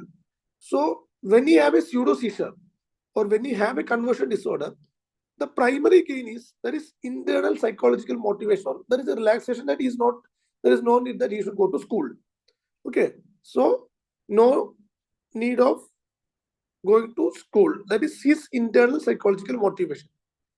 External secondary gain is, see, parents, even teachers and friends are now caring him. Friends are caring him. Tertiary gain is because of his illness, parent is taking sick leave. Parents is taking a sick leave. So benefits derived by the third person. So these are the three gains which you should remember. Fine. Yes. So an 18-year-old boy presented with belief that his penis is retracting in the abdomen and he will die when it completely retracts. So this is not a scoro. This is not a scoro syndrome. Penis is retracting, he will die. These are culture-bound syndromes. And so that syndrome is, so loss of semen is equal to loss of energy and I'll die. So this is that. Okay. So yes. Coming to eating disorders. So another very important topic, eating disorders. Okay. So eating disorders, we have like anorexia, bulimia, and we have binge eating disorders. See, in anorexia, very importantly, appetite is normal. Very important. In anorexia, appetite is normal. So weight will be less than 17.5 kilogram per meter square. That is, your BMI will be less. That is less than 15% of the normal to like age. And there will be compensatory behavior. Compensatory behaviors like, see, I have a patient. So she eats, she asks for a laxative. Either she purges it out or she uses this laxative. There is a compensatory behavior. Okay, compensatory behavior is present. So in anorexia, there are two types. One is this purging type, where this compensatory behavior is present, and another is this restrictive type. Okay, another is one restrictive type.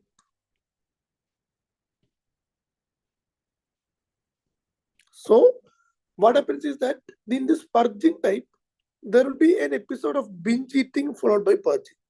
In restrictive, they will restrict, complete restriction of like food intake. So there will be significant body image preoccupation. Significant body image preoccupation. Fine, in anorexia nervosa. And peculiar food handling behaviors. Peculiar food handling behaviors. Like they will put food into the pocket. They will, like spread and eat. So very importantly, anorexia will have physiological complications like development of lanugo hairs, increased prolactin, that is hyperprolactinemia. Okay, see, bulimia, the weight is normal. Sorry, weight is normal. The weight is normal. There is no body image preoccupation, but compensatory behaviors are present. Binge eating followed by purging. This is the classical difference. And bulimia, in bulimia, the weight is kind of normal.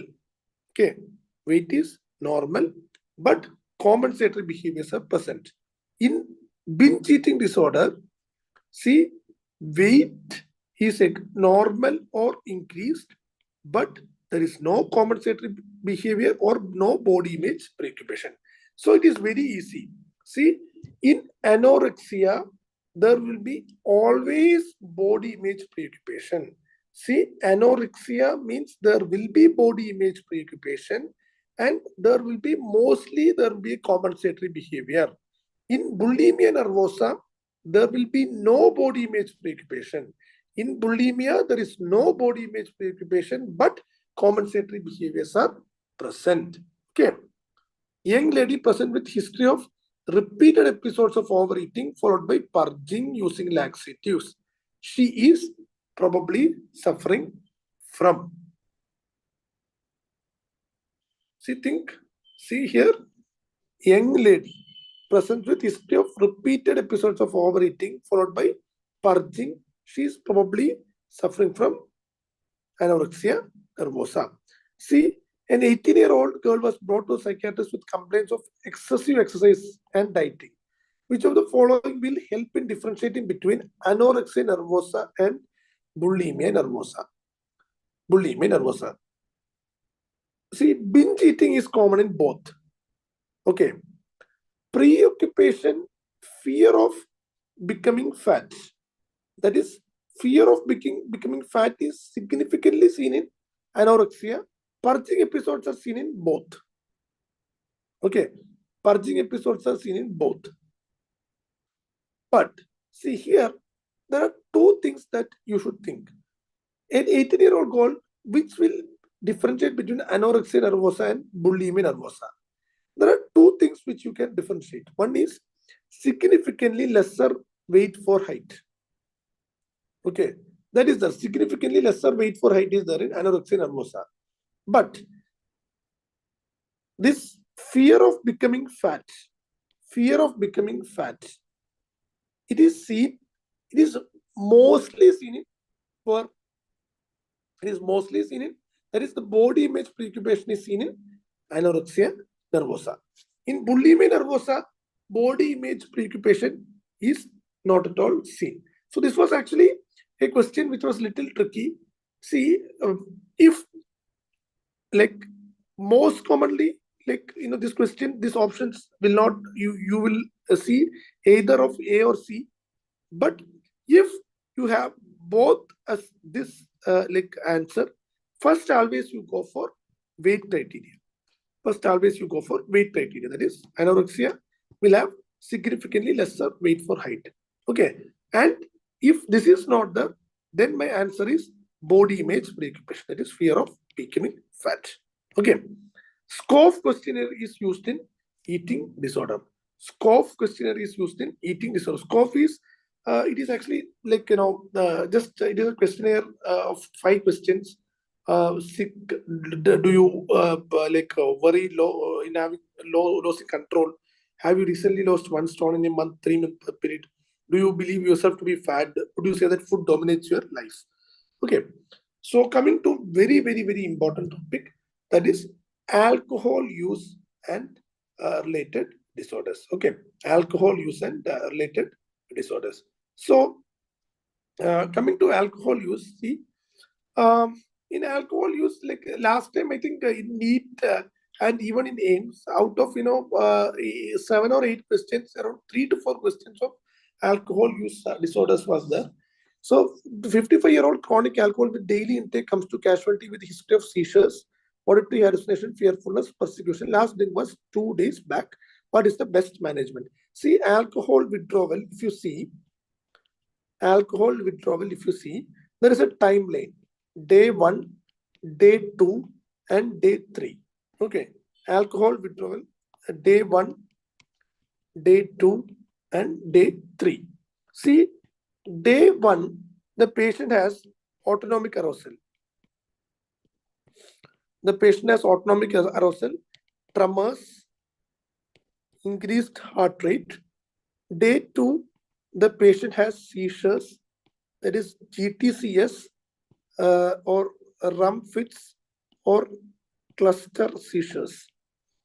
Day 3 will have delirium tremens, and day 3 will have Lilliputian hallucinations. Okay, see, very importantly, treatment of alcohol withdrawal. The treatment, close your eyes and tell, drug of choice is always benzodiazepines. Drug of choice is always and always benzodiazepines, and treatment of choice is chlordiazepoxide. First line, okay. See, first line treatment is always benzodiazepines. Okay. What is this STOL? STOL means short acting or liver friendly benzodiazepines. Which are temazepam, oxazepam, and lorazepam. Okay, temazepam, oxazepam, and lorazepam. So, alcohol with cirrhosis, you go for this STOL. Okay, you go for this stall. See, you should not forget timing. See, the treatment of choice, it should be benzodiazepine plus thymine if it is the first option, more than benzodiazepines. So here, so the best treatment is, if you have injection, many of them have written injection timing. No, it's injection timing. It should be, if, see, benzodiazepine plus thymine. I'm repeating again and again because they will ask again. Benzodiazepine. See, thymine alone is not the treatment. Thymine alone is not the treatment. So the answer is diazepam is a benzodiazepine. Diazepam is a benzodiazepine. Okay. So coming to maintenance treatment of alcohol withdrawal, we have deterrent agent, which is disulfiram. So disulfiram is basically not an anti-craving agent. It is basically an aldehyde dehydrogenase inhibitor. So you all know alcohol get metabolized to alcohol dehydrogenase and it goes into acetaldehyde. Okay. So when you have this aldehyde dehydrogenase inhibitor, so usually this acetaldehyde is metabolized by aldehyde dehydrogenase. So this disulfiram blocks this aldehyde dehydrogenase, so acetaldehyde accumulates. So this causes DER, disulfiram ethanol reaction. So after stopping, after consumption of disulfiram with alcohol, or when you take disulfiram and you drink alcohol, there will be increased autonomic arousal, flushing, tachycardia, and hypotension. So the question here is, I wanted to start a patient on disulfiram. How many hours after stopping? How many hours after stopping alcohol I can start disulfiram? So it should be at least 24 hours. So if it is the 12 hours, it should, if it is 24 hours, first option should be 24 hours. But if there is no 24 hours, then you can choose 12 hours. Fine. Other anti-craving drugs are acamprostate, naltrexone. Acamprostate and naltrexone. So there are some other long-term or neurocognitive disorders secondary to alcohol. So these are Wernicke's encephalopathy. So this in Wernicke's encephalopathy, we have three triad. One is global confusion, ophthalmoplegia, and ataxia. So the first symptom when you give the treatment is thiamine. Of Wernicke's is thiamine high dose. So that is 100 to 200 milligram of thiamine. So first symptom to resolve is this ophthalmoplegia. So in Korsakoff psychosis, you have confabulation and memory disturbances. Confabulations, and there is, in confabulation, what happens is that you will have filling of memory gaps. Okay, filling of memory gaps with stories. So again, I told this again, 55-year-old chronic alcohol daily intake comes to casualty with history of seizures, auditory hallucinations, fearfulness, persecution. Last thing was 2 days back. Best management is diazepam. Not true about disulfiram. It inhibits aldehyde dehydrogenase. So acetaldehyde, starting dose is 200 milligram, deterrent agent, not an anti-craving agent, right? So it inhibits aldehyde dehydrogenase. So again, chronic alcoholic patient presented with casualty with seizures. Last thing was 2 days back. On investigation is LFT is deranged. See, which of the following is used in the treatment? Stole, short-acting temazepam, oxazepam, lorazepam, oxazepam. Okay. History of chronic alcohol presented with symptoms of acute confusion, ataxia, and sixth nerve palsy. See, GOVA, global confusion, ophthalmoplegia, ataxia. What is the likely diagnosis? It is Wernicke's encephalopathy. So, history of chronic alcohol use, nutritional vitamin deficiencies, thiamine. So which of the following is drug of choice for opioid? This one, opioid overdose is naloxone. Okay. See, the tactile intoxication, we have discussed opioid.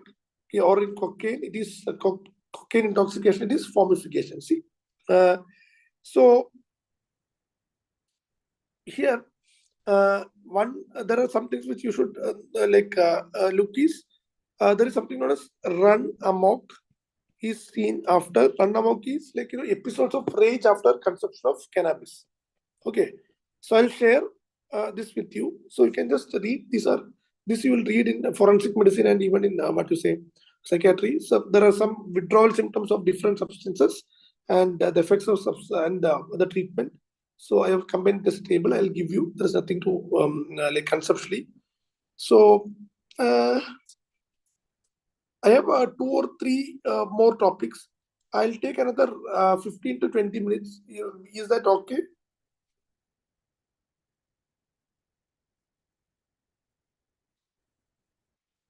Is that okay?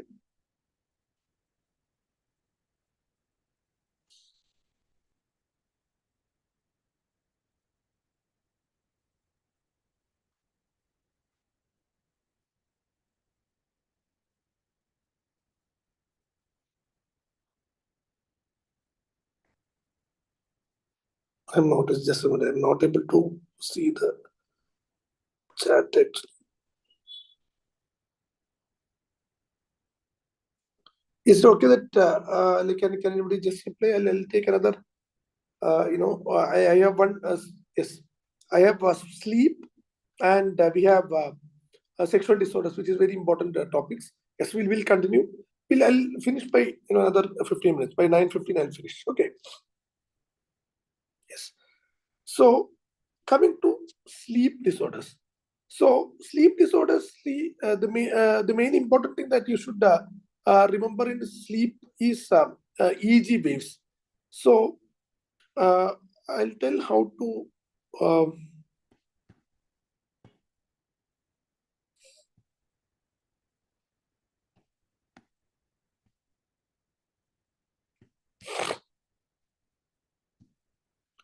give me a second.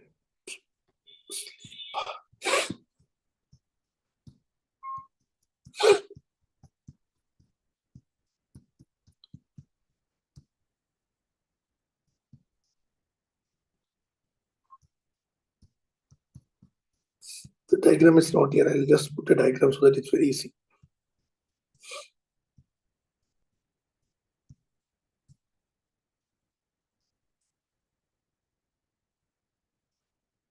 Yes, fine.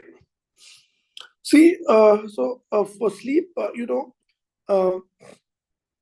Hans Berger discovered EEG. So basically, see, we have 4 waves in EEG. So this is very important. So bat dance is our mnemonic. Okay, bat dance. So bat, beta, alpha, theta, and delta. So bat dance.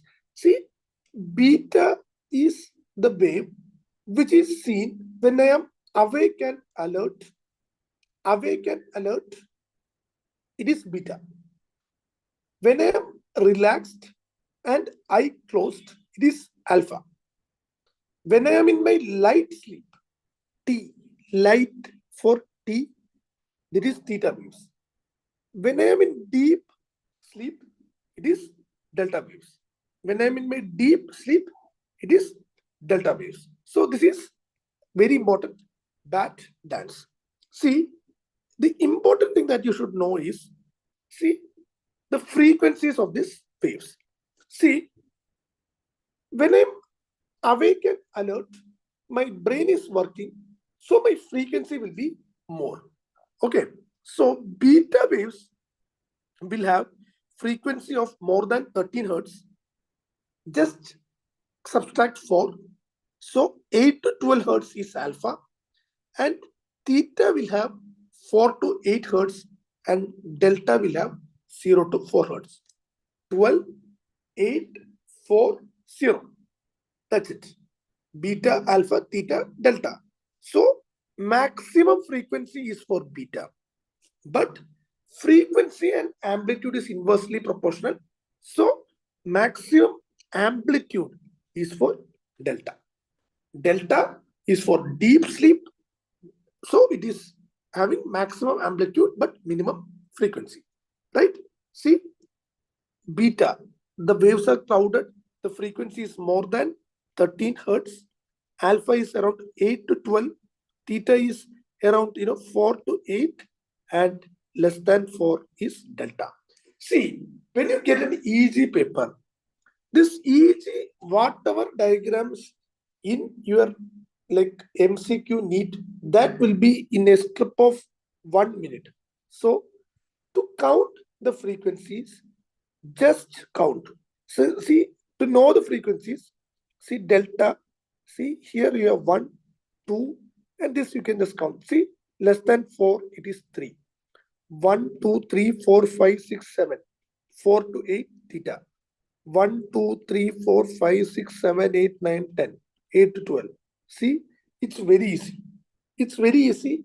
Pictorially, they have asked 2 or 3 times. Counting EEG waves according to ear level is just this. That's why it will take 2 minutes and you will be able to solve an MCQ, right? So, in stages of sleep, see, there are 2 stages. One is NREM and other is REM. So, REM is rapid eye movement sleep and NREM is non-rapid movement sleep. In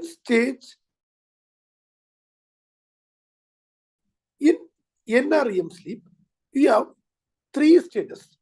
In NREM sleep, we have stage 1, stage 2, and stage 3. See, stage 1 is light sleep. So that is, in light, which wave will come? It is theta, light. Stage 2, classically, this they will ask, sleep, spindle, and K complex. Sleep, spindle, and K complex. So, K complex are something which is, there is a high amplitude followed by a negative wave. So, sleep, spindle, and K complex is seen in stage 2 sleep. Stage 3 deep is delta activity. Okay, stage 3 deep is delta activity. So, totally our normal sleep cycle is around 6 to 8 hours. Each cycle will have 90 minutes. This is known as one epoch. Okay, so, sorry. So each cycle will contribute for 90 minutes. So usually we'll have around 4 to 5 sleep cycles in a night. Okay, so this is very important. So what are the like activities that is seen in REM sleep? So in REM sleep, you have like REM is something which is known as remembered. So usually nightmares, you can see nightmares means remembered. Okay, nightmares are remembered. Whereas night terrors are something which is not remembered. This is seen in NREM. This is seen in NREM sleep. Okay. So nightmares, penile erection, and narcolepsy are seen. Narcolepsy is a disorder of REM sleep. Okay. And in NREM sleep, you have night terrors, bruxism, and nocturnal enuresis. So coming to narcolepsy is very important. So narcolepsy, it is a hypersomnia.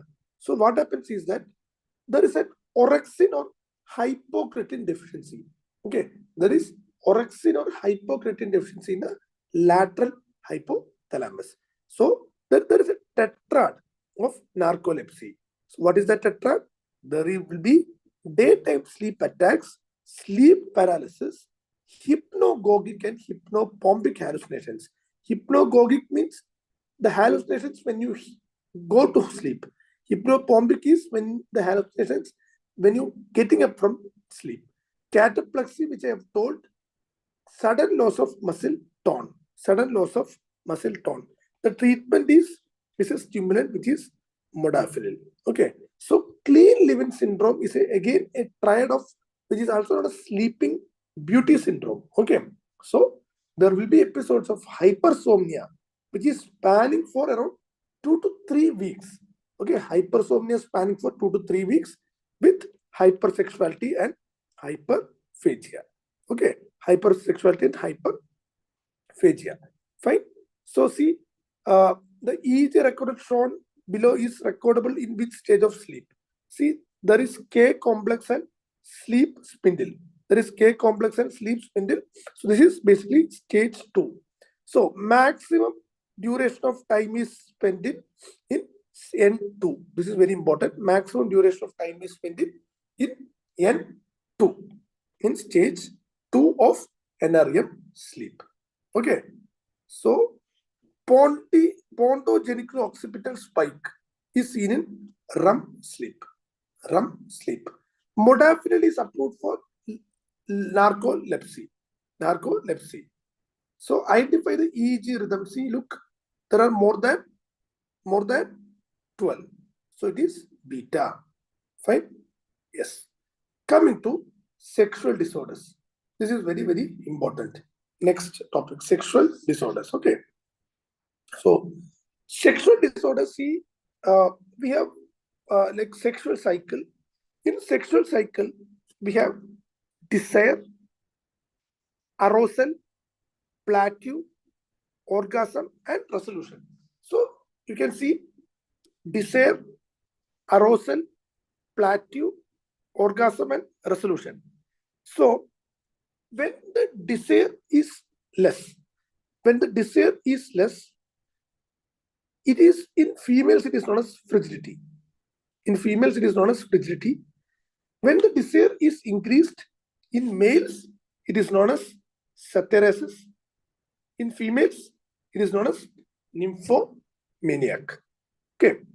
So, but the most commonly asked question is the longest phase is arousal or excitement. And the most common dysfunction is erectile dysfunction. Erectile dysfunction is actually a disorder of arousal or excitement stage. Very, very important. Most common sexual dysfunction is erectile dysfunction, and the drug of choice for erectile dysfunction is phosphodiesterase inhibitors. That is PDE5 inhibitors. PDE5 inhibitors, right? And another thing is plateau and orgasm. Orgasm is the shortest phase. Orgasm is the shortest phase, and premature ejaculation is the disorder of orgasm phase. So I told no, what is the like long-term or the side effect of SSRI is sexual dysfunction, that is delayed ejaculation. So the side effect of SSRI is used for the treatment of here, that is in premature ejaculation. So in premature ejaculation, the drug of choice is dapagliflozin, that is an SSRI, dapagliflozin. And in NEET, it has been asked multiple times. Other techniques, psychological techniques, is cues therapy, stop-start technique, which is also known as Siemens technique, or sensate focusing techniques. That is Master and Johnson's techniques. Master and Johnson techniques. See, please note these three techniques are very important. So I have told shortest phase is orgasm and the longest phase is arousal or excitement. So filbanserin. So filbanserin is a drug which is used for the treatment of frigidity, that is to increase the sexual desire in female. It is basically a partial 5-HT1A agonist. So other PDE5 inhibitors are used in the treatment of erectile dysfunction, which is a disorder of longest phase, that is arousal. Okay. So disorder of arousal. So here in like PDE5 inhibitors are sildenafil and tadalafil. And premature ejaculation of the treatment of choice is SSRI. Okay. SSRI. Fine.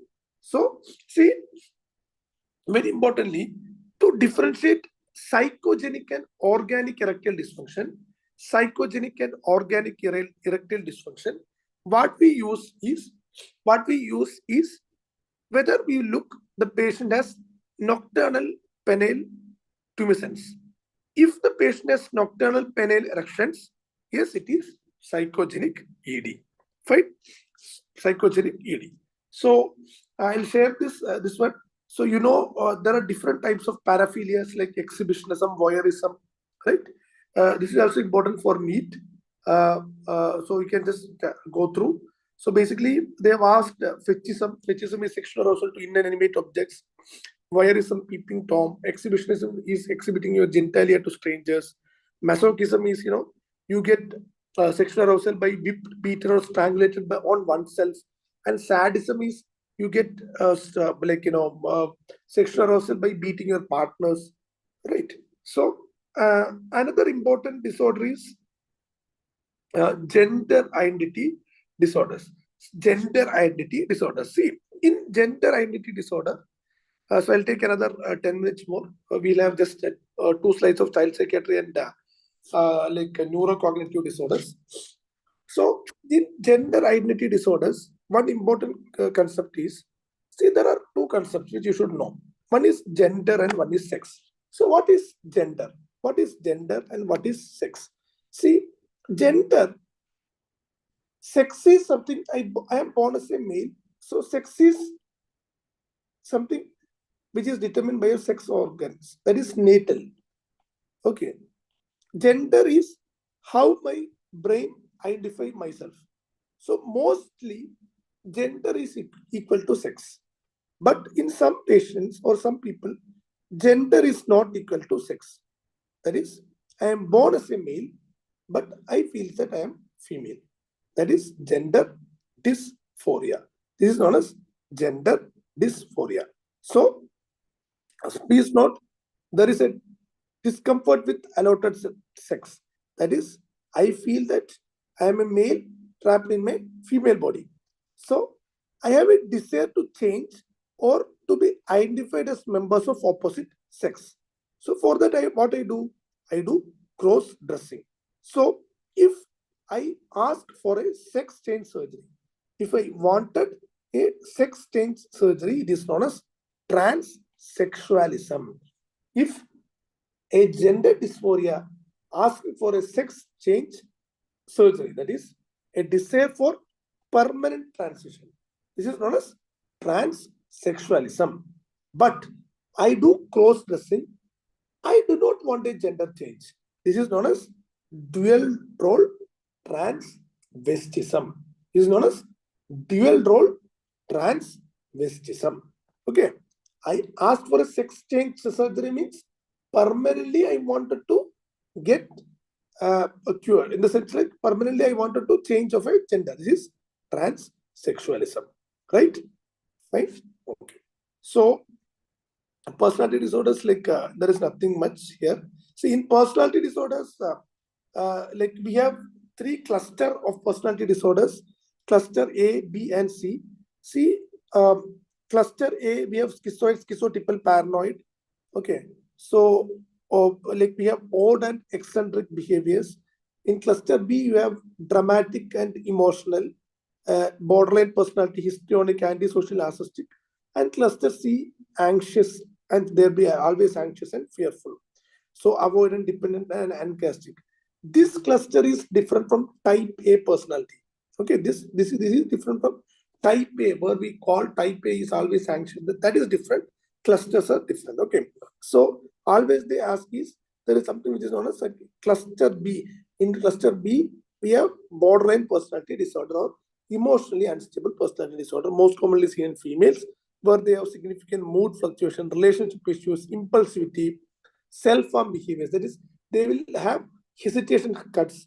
So the treatment is dialectical behavioral therapy, DBT. This they have asked. Dialectical behavioral therapy is a treatment of choice for borderline personality disorder. So what is this transference and countertransference? See, transference means like patient developing emotional feelings. It can be anything, romantic feelings. It can be hatred, So patient developing feelings towards doctor is transference.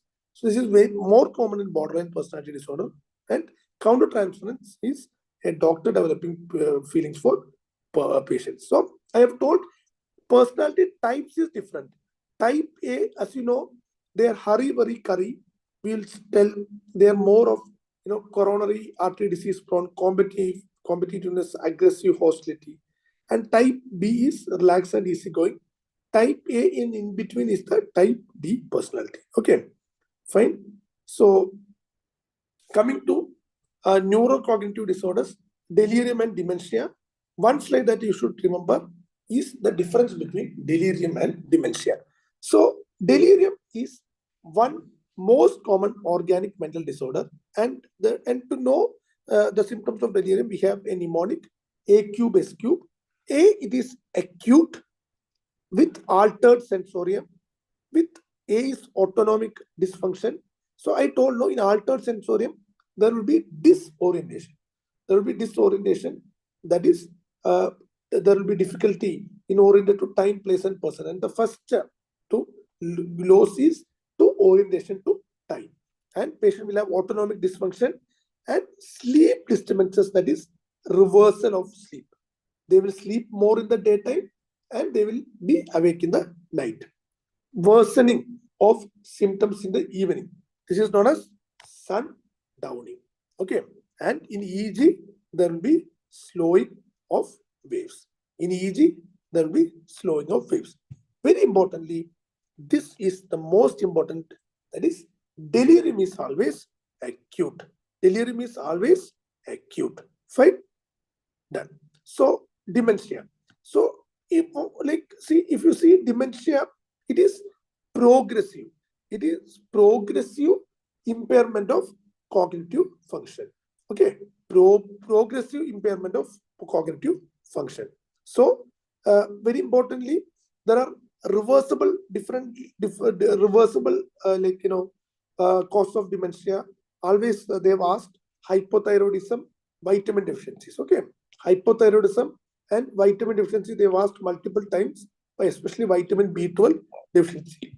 What is pseudo dementia? So when a patient is having depression, they will have symptoms suggestive of dementia. They will feel that my attention and concentration, my memory power is very less. So this is known as pseudo dementia. Okay. So yes.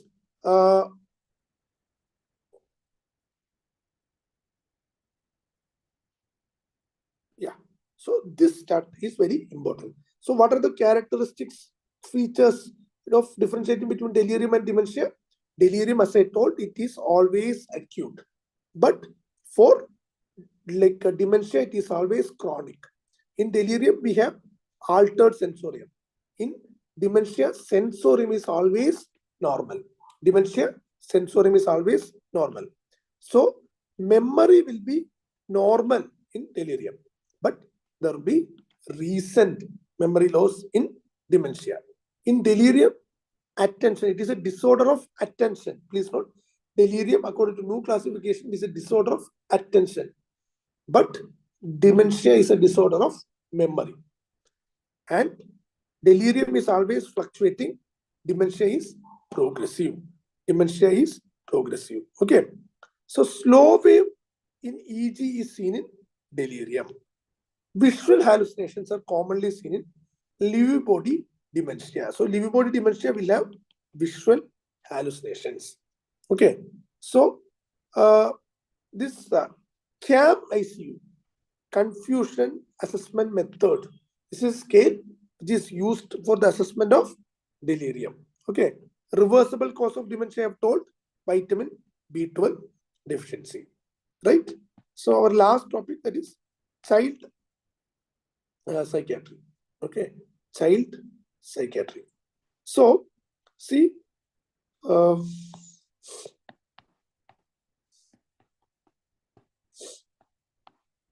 yes. So in child psychiatry, the first disorder is ADHD, attention deficit hyperactivity disorder. So in ADHD, the previous name was minimal brain dysfunction. In 2019, the name was changed to minimal brain dysfunction, and it is also known as hyperkinetic disorders. So there are three classical symptoms. One is hyperactivity, impulsivity, and attention deficits. Okay, hyperactivity, impulsivity, and attention deficits.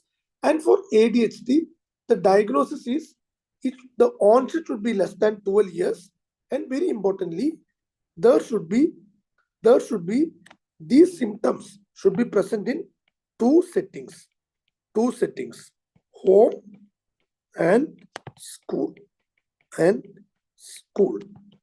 Okay, so see, in child, hyperactivity symptoms dominates, and when they transit to adult, attention deficit predominate. And when we give medicines, first symptoms to improve is this hyperactivity. So the sequence, that is why HIA is important. The sequence of response is initially hyperactivity followed by attention deficits, impulsivity and attention deficits. Okay. So the treatment is stimulant medication, methylphenidate. The treatment of choice is methylphenidate. Only one contraindication is when there is a family history of addiction. A child 10 years with ADHD, father having alcohol addiction, stimulants have risk for addiction, then the treatment, we should not give stimulant medication. Okay, this they have asked in AIMS. So there are other non-stimulant medications in which is atomoxetine, bupropion, clonidine, and guanfacine. So this non-stimulant is used when there is family history of addiction, or when the child has propensity for addiction, or in ADHD plus tics, because stimulants may worsen tics. So in ADHD plus tics, the drug of choice is non-stimulants, right? Another question. So see, look, a 16-year-old male is found to have a mental age of 9 years on IQ. So there are two concepts. One is mental age and another is chronological age. Okay, mental age and chronological age. See, I have a mental age of 5 years, but my chronological age is 10 years. So my IQ will be 5 by 10 into 100. The very importantly, see, the maximum chronological age while calculating this should be 15. So my mental age is 5. My age is 20 years. Even though 20 years, I should not put 20 years as chronological age. Maximum that I can put is 5, or maximum I can put is 15. Okay, that is very important. So IQ levels, this is the classification. Normally somewhere between 90 to 109. Borderline is 70 to 89. Mild mental retardation is 50 to 69. Moderate is 35 to 49. Severe is 20 to 34, and profound is less than 20. Okay. And autism, the other name for autism spectrum disorders is pervasive developmental disorder. So see, there are three names which in child psychiatry you should remember. Minimal brain dysfunction is a name for ADHD. Pervasive developmental disorder is for autism, and intellectual disability is for mental retardation. Okay, so autism is actually a triad where we have decrease in social communication, decrease in speech, and stereotyping, that is repeated restrictive patterns of behavior. Okay, so this is a triad which is mnemonic by 3S: decrease in social communication, decreased speech, and increased in repetitive activities, which is stereotyping. Right? And there are three types of autism disorders. One is Asperger's syndrome, other is Rett syndrome, and other is Heller syndrome. See, in Asperger, they're intelligent autistics. Their IQ and the language will be normal. Okay, that is very important. They have asked IQ and the language will be normal. In Rett's, see, Rett's, the classical symptom is it is X-linked dominant. It is X-linked dominant, and it is exclusively seen in females. It is exclusively seen in females. See, when they are born, their head circumference is normal, but normal development till around 5 months. After that, there is sudden regression of milestones, and the head circumference start decreasing, and there will be microcephaly. Please note, microcephaly is not seen during birth. MCQ. Microcephaly is not seen during birth. Okay. Microcephaly is seen after 5 months. After 5 months. Okay. And the gene that is involved is MECP2 gene. And other disorder is Heller's syndrome, which is like also known as childhood disintegrative disorder. And here also there will be a regression, but after 2 to 3 years. So you know about tic disorders, Tourette syndrome. So tic means rapid, repeated and rapid movements. It can be motor, it can be vocal, that is repeated throat clearing movements, caprolalia, palilalia. So the drug of choice they have always asked is haloperidol or risperidone. Okay. Drug of choice is haloperidol or risperidone. Okay. Haloperidol or risperidone. Fine.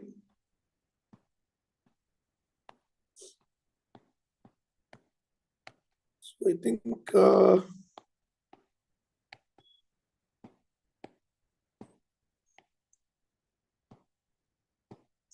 we have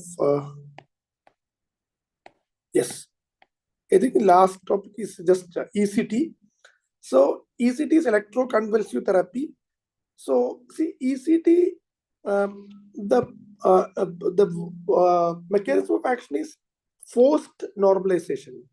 Forced normalization means, see, it has been found that when seizures are increased, when seizures are produced, our seizures are inversely proportional to psychotic symptoms. Okay, so increased seizures, psychotic symptoms go down. Okay, so this is known as forced normalization. And brain-derived factors, BDNF factors, there will be increase in BDNF factors in the brain. So that is one molecular mechanism. So what are the indications? Very, very important. So indications is depression with suicidality. Very important. Depression with suicidality, catatonia, mania, treatment-resistant schizophrenia, and neuroleptic malignant syndrome. See, very importantly, adverse effects, memory disturbances, retrograde amnesia is more common than anterograde amnesia. This is very important. Retrograde amnesia is more common than anterograde amnesia. And this they have asked recently in ECT when we give seizure. So it should be less than 180 seconds. It should be less than 3 minutes. So if it goes around more than 3 minutes, it is known as prolonged seizures. Prolonged seizures. So contraindications is also multiple times they have asked. No absolute contraindication. Please note, no absolute contraindications. Raised ICT, recent MI, retinal detachment relative contraindications. ECT in pregnancy is a relative contraindication. Even sometimes risk versus benefit we can give. It is avoided in last trimesters. So just think that it is a relative contraindication. Okay, it is a relative contraindication. So I think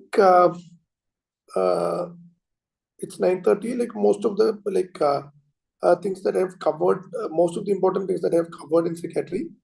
So there are some small topics that is left out. I think that I'll share notes with you. So I think, is there anything that you have doubts so that we can interact?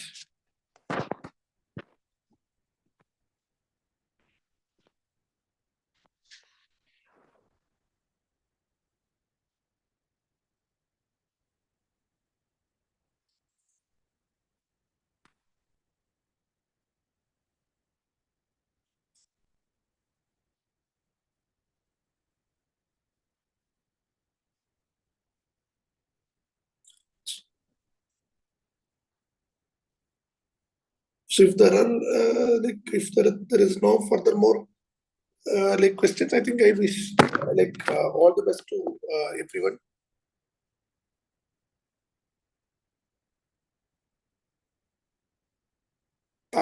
Malingering, factitious, bulimia, anorexia. Okay, I'll tell.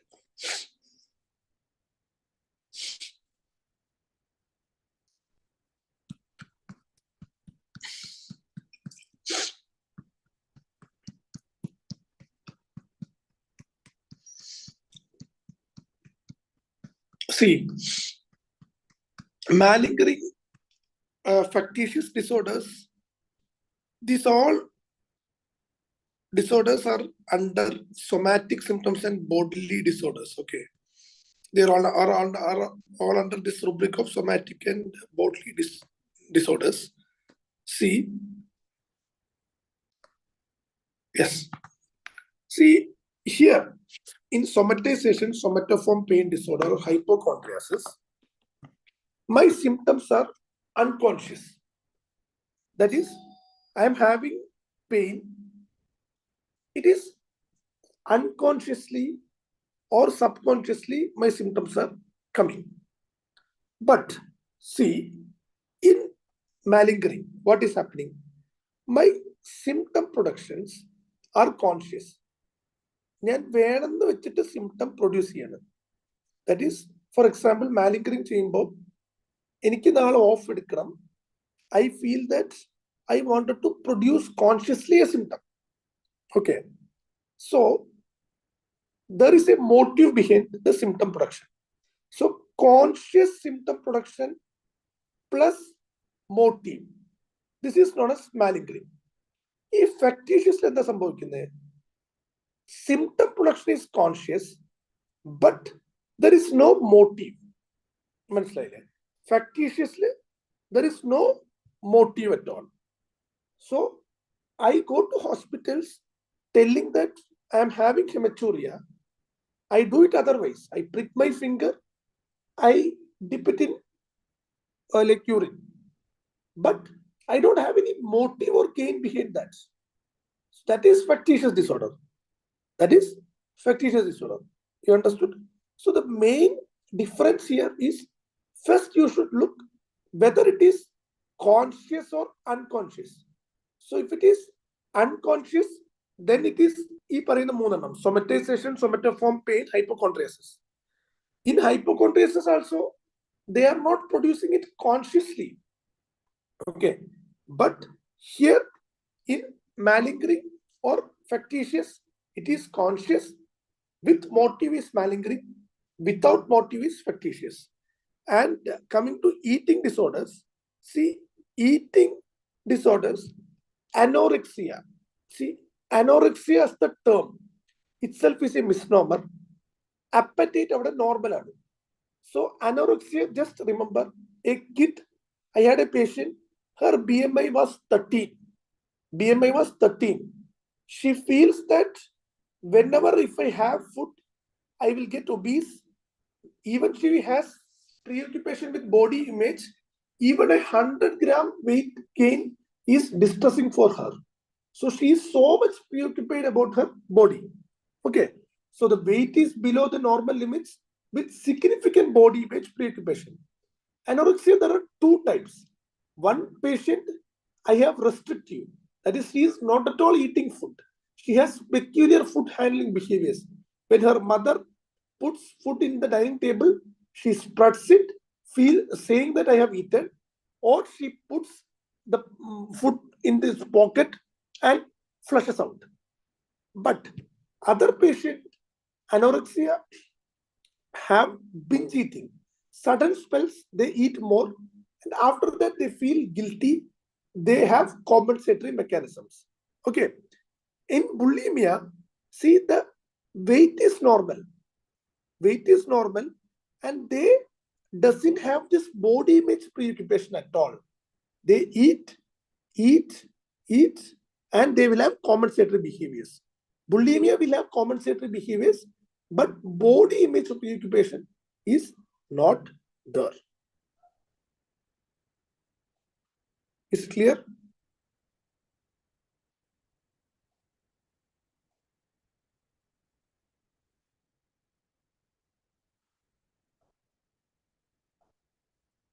So she asked for, see, admission is not actually a motive. See, if you say admission in hospital to what you say, I don't know, to surpass something else. Say admission in hospital is not a motive. Motive is some gains that she should get. That is that motive. There should be a gain behind that. Okay.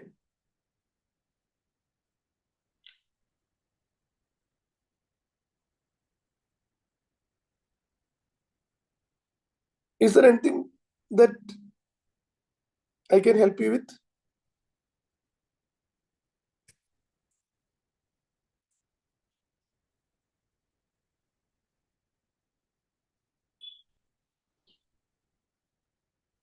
I hope the difference between anorexia and bulimia is clear, and malingering and factitious is also clear.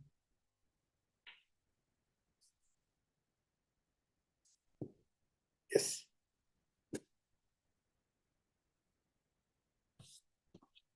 So what I'll do is I'll share the annotated PDFs with you. With Sapna Madam, I'll share, and I think she will share in your group. So if there is anything, like, we can ask doubts in the group. Okay. So I think I'll wish all the best for your upcoming NEET PG entrance examinations. So just keep pushing yourself hard, and just remember that it's okay. It's completely okay to fail in life. Okay. So even if you fail, nothing is going to happen. So you all are like doctors, so there is nothing to lose. So calmly you prepare, and definitely we'll meet after your exams with flying colors. Okay. Okay, then good night.